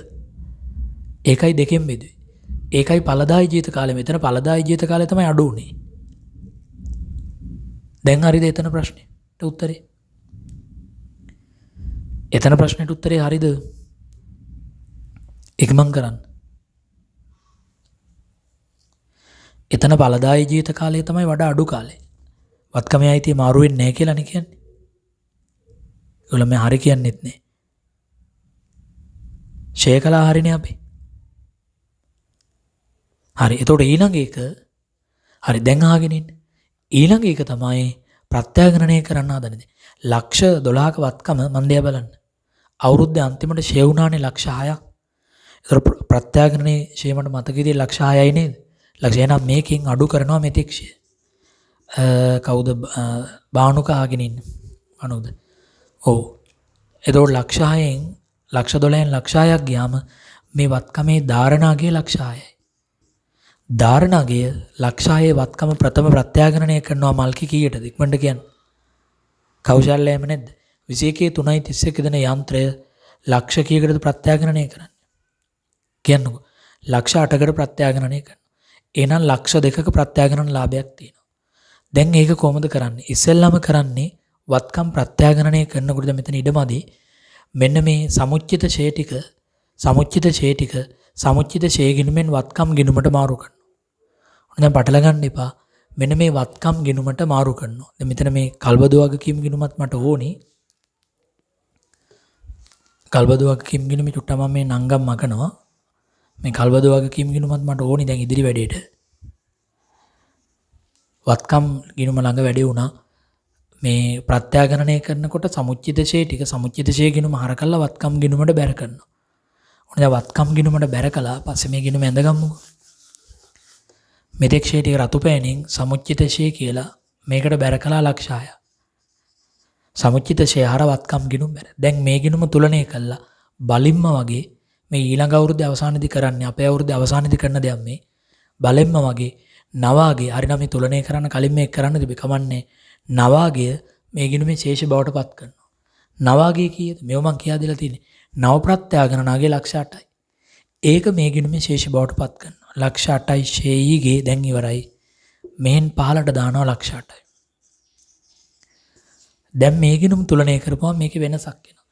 ඒ වෙනස ප්‍රථම ප්‍රත්‍යාගණන ලාභයේ සංචිතයට බැර කරනවා. මම හිතන්නේ මේ පැත්ත වැඩි ලක්ෂ 8යි ලක්ෂ 6යි ලක්ෂ 14යි. ඒකතුව මෙතෙන්ට එනවා ලක්ෂ 14යි. ලක්ෂ 14න් ලක්ෂ 12ක් ගියාම ලක්ෂ 2යි. එහෙනම් මෙතන ලාභය මෙතන එනවා ප්‍රත්‍යාගණන සංචිතයේ වෙනස් වීම. ලක්ෂ 2. ඒක ලාභ ගිණුම මෙන්න මෙතන පෙන්නනවා. වෙනත් විස්තීර්ණ ආදායම් වල ප්‍රත්‍යාගණන සංචිතයේ වෙනස් වීම කියලා ධන ලක්ෂ 2ක් පෙන්නනවා. මොන ලාභ ප්‍රකාශනයේ උද්දෘත ලියලා ඉවරයි දැන්. ප්‍රත්‍යාගණන සංචිතයේ වෙනස් වීම ලක්ෂ 2යි. ප්‍රථම ප්‍රත්‍යාගණන ලාභ නිසා වත්කම් ගෙනුම ආර ප්‍රත්‍යාගණන සංචිතයේ බැර. ඒක අපි ලාභ ප්‍රකාශනයේ වෙනත් විස්තීර්ණ ආදායම් වල ප්‍රත්‍යාගණන සංචිතයේ වෙනස් වීම ලක්ෂ 2 පෙන්නනවා. එතකොට ලාභ ප්‍රකාශනයට ආවා කල්බදු ෂෙයාව, කල්බදු පොලියාව, ප්‍රථම ප්‍රත්‍යාගණනයේ ලාභය විස්තීර්ණ ආදායමක් විදියට ආවා. හරිද? ඒක දෙපාරක් වහන්න ඕනේ. අර නම් උඩම කරන්න තිබුණා. මේ තියෙන මූලික මෙනුම් කරන ලද වටිනාකම මේක මේ තියෙන මූලික ගෙවීම. ඒ අනුව කල්බදුවත්කමේ කොස්ට් එක ලක්ෂ 12යි. එදාම ෂේ කළා පිරිවැයට. මොකද ඒ අවුරුද්දේ පිරිවැය පොත්වල තිබුණේ. ෂේ ටික ලක්ෂ 6ක් ආවා. කල්බදු කාලේ අවුරුදු දෙකෙන් බෙදලා. ඒ සමුච්චිත ෂේ මේකෙන් අඩු කළොත් වත්කමේ ධාරණාගිය ආවා. ධාරණාගිය පොත්වලින් පළවා හැරලා නව ප්‍රත්‍යාගණනාගේ පොත්වල ඇතුළට ගෙනාවා. ඒ අනුව වත්කමෙන් ලාභයක් උද්දීපනය වුණා. ඒ ලාභය ප්‍රත්‍යාගණන සංචිතයක් විදිහට හඳුනගත්තා. ඒක හරි. ඊළඟට අර කල්බදු වගකීම් ගිණුම. කල්බදු වගකීම් ගිණුම මූල්‍ය තත්ත්ව ප්‍රකාශනයේ නිරූපණය කරන විදිය. කල්බදු වගකීම් ගිණුමේ දැන් මට පොඩ්ඩක් උදව් කරන්න තිබිලා මැක්කුවානේ මං. කල්බදු වගකීම් ගිණුමේ කොහමද තිබුණේ? කල්බදු වගකීම් ගිණුමේ ලීසින් ෆැසිලිටි එක දසලක්ෂයක් බැර වෙලා තිබුණා. 10.3යි භාවිතයිත ඇති වත්කම් කියලා ආපහු පොලිය ලක්ෂයක් හා බැර වුණා. පොලිය කියලා ආපහු වාරිකය ලක්ෂ 4ක් මං හිතන්නේ අර වුණා. ලක්ෂ 4ද කොහෙද? හරි නේද කියන්නේ මුදල් කියලා. ඒ අනුව අවුරුද්දේ අන්තිමට මේක තුලනය කරපුවාම 11 ලක්ෂයයි. මම මේ ගිණුමායි හදනවා. ඔයගොල්ලෝ උදව් කරන්නේ කාටවත්. 11 ලක්ෂයයි 11 ලක්ෂයෙන් ලක්ෂ 4ක් ගියාම ලක්ෂ 7ක ශේෂයක් තියෙනවා පර්ගී දැන් ලක්ෂ 7යි. හරිනේ. දැන් මෙන්න මේ ලක්ෂ 7ට තමයි ඊළඟ අවුරුද්දට පොලිය බලන්නේ. දැන් පොඩි වෙනසක් ඉන්නේ. අර විදියට බැලුවොත් පොලිය 68000ක් එනවා. අර කලින් වට්ටම් සාධකයේ වෙනස තමයි එතන පෙන්වන්නේ. එතන 68000ක් එනවා. 68000 නේද බලන්න බානුක. 68000 මෙතන පොලිය බැලුවොත් එනවා. අපේ අවුරුද්ද මුල ලක්ෂ 7ක ලෝන් එක තියෙනවා. ලක්ෂ 7ට මල්කි 100,000 කියන්නේ පොලිය කීයද? 70000යි. 70000. එහෙනම් දෙවෙනි අවුරුද්දේ කල්බදු පොලිය 70000යි. කල්බදු පොලිය දීලා තියෙන ගාණක. එහෙනම් දැන් කොහමද අපි ගන්නෙ? කියන්නකෝ දෙවෙනි අවුරුද්දේ වාරිකය කීයද? ඔයගොල්ලෝ දැන් බය වෙලා වගේ. දෙවෙනි අවුරුද්දේ වාරිකය කීයද? සෑම අවුරුද්දකම වාරිකය ලක්ෂ කීයද? සඳුමිනි සෑම අවුරුද්දකම වාරිකය ලක්ෂ කීයද? 7 වෙනි ගානේ ලක්ෂ 4යිනේ. එහෙනම් ලක්ෂ 4 වාරිකයෙන් දෙවෙනි අවුරුද්දේ පොලිය 70000යි. 70000යි. එහෙනම් 70000ක් අඩු කළොත් සරණේ දෙවෙනි අවුරුද්දේ පොලිය නැති වාරිකේ එනවා 3,30,000යි. එහෙනම් මෙතන මේකේ මේ ලක්ෂ 7න් 3,30,000ක් ජංගම ඉතුරු ටික ජංගම නෝන. පෙන්නේ නැද්ද දන්නේ? ඔව්. 700න් 330ක් ගියාම දැන් හරි 700 අඩු කිරීම 330 370ක් එනවා. 370.3ක් ජංගම නෝන. දැන් අපිට පුළුවන් මූල්‍ය තත්ත්ව ප්‍රකාශනයේ උද්දෘත පෙන්වන්න මෙන්න මේව. මෙච්චර ගොඩක් නම් විභාගෙට එන්නේ නැහැ කීයටවත්. මූල්‍ය තත්ත්ව ප්‍රකාශනයේ උද්දෘත. එතකොට කවදාද 2021 3:31 දිනට BS මූල්‍ය තත්ත්ව ප්‍රකාශනය. එතන එනවා ජංගම නෝනවත්කම්. වටගාලා ලියන්න. ජංගම නෝනවත්කම් යට තියෙනවා භාවිත අයිතිය ඇති වත්කම්. සටහන් අංකේ භාවිත අයිතිය ඇති වත්කම් දැන් පෙන්වන්නේ කීයද? ඔන්න පුළුවන් නම් කියන්න. ඔන්න ඔබ පෙන්වුවොත් වැඩ කරුවෙක්. දැන් භාවිත අයිතිය ඇති වත්කම කීයද පෙන්වන්නේ? එන්නේ නැද්ද? දැන් භාවිතයිත ඇති වත්කම කීයද පෙන්වන්නේ? චරිත සුදේව. දැන් ගිනුම මැකුවා. භාවිතයිත ඇති වත්කම දැන් පෙන්වන්නේ කීයද? දැන් ඇහෙනවා එන්නේ නැද්ද? එන්නේ නැද්ද? ඇහෙනෝනේ. ඇහෙනෝ පෙන්වන්නේ ඇහෙනෝ කියලා. භාවිතයිත ඇති වත්කම කීයද පෙන්වන්නේ? දැන් මෙතෙක්ෂය කැන්සල් ලක්ෂ 8යි.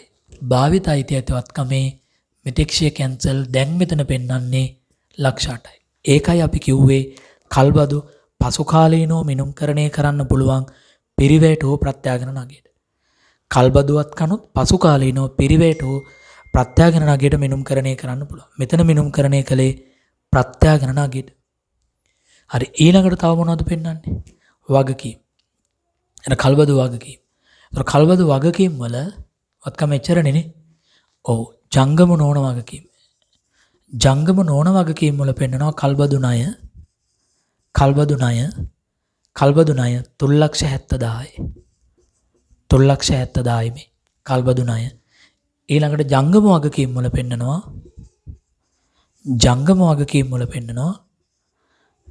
කල්බදු ණය කල්බදු වාරිකේ ඊළඟ කල්බදු වාරිකේ 3,30,000 කියලා.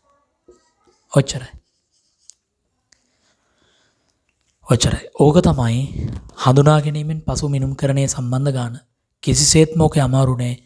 එකම දේ උනේ කල්බදු වගකීමේ මූලික මිනුම්කරණය කරන ලද වටිනාකම වෙනකොට වට්ටම් සාධකයේ දුන්නා.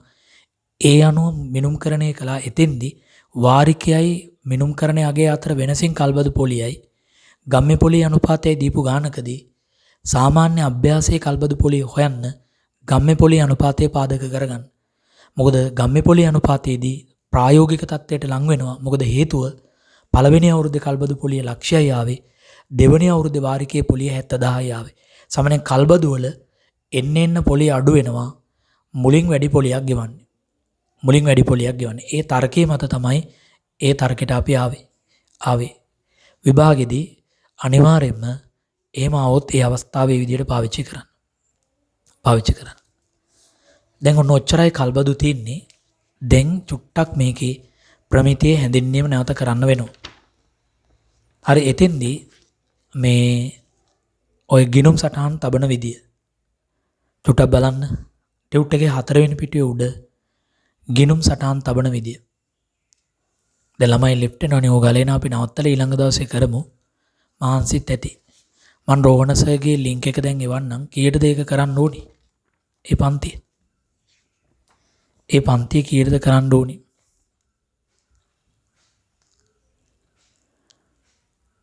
දෙකට 2:30ට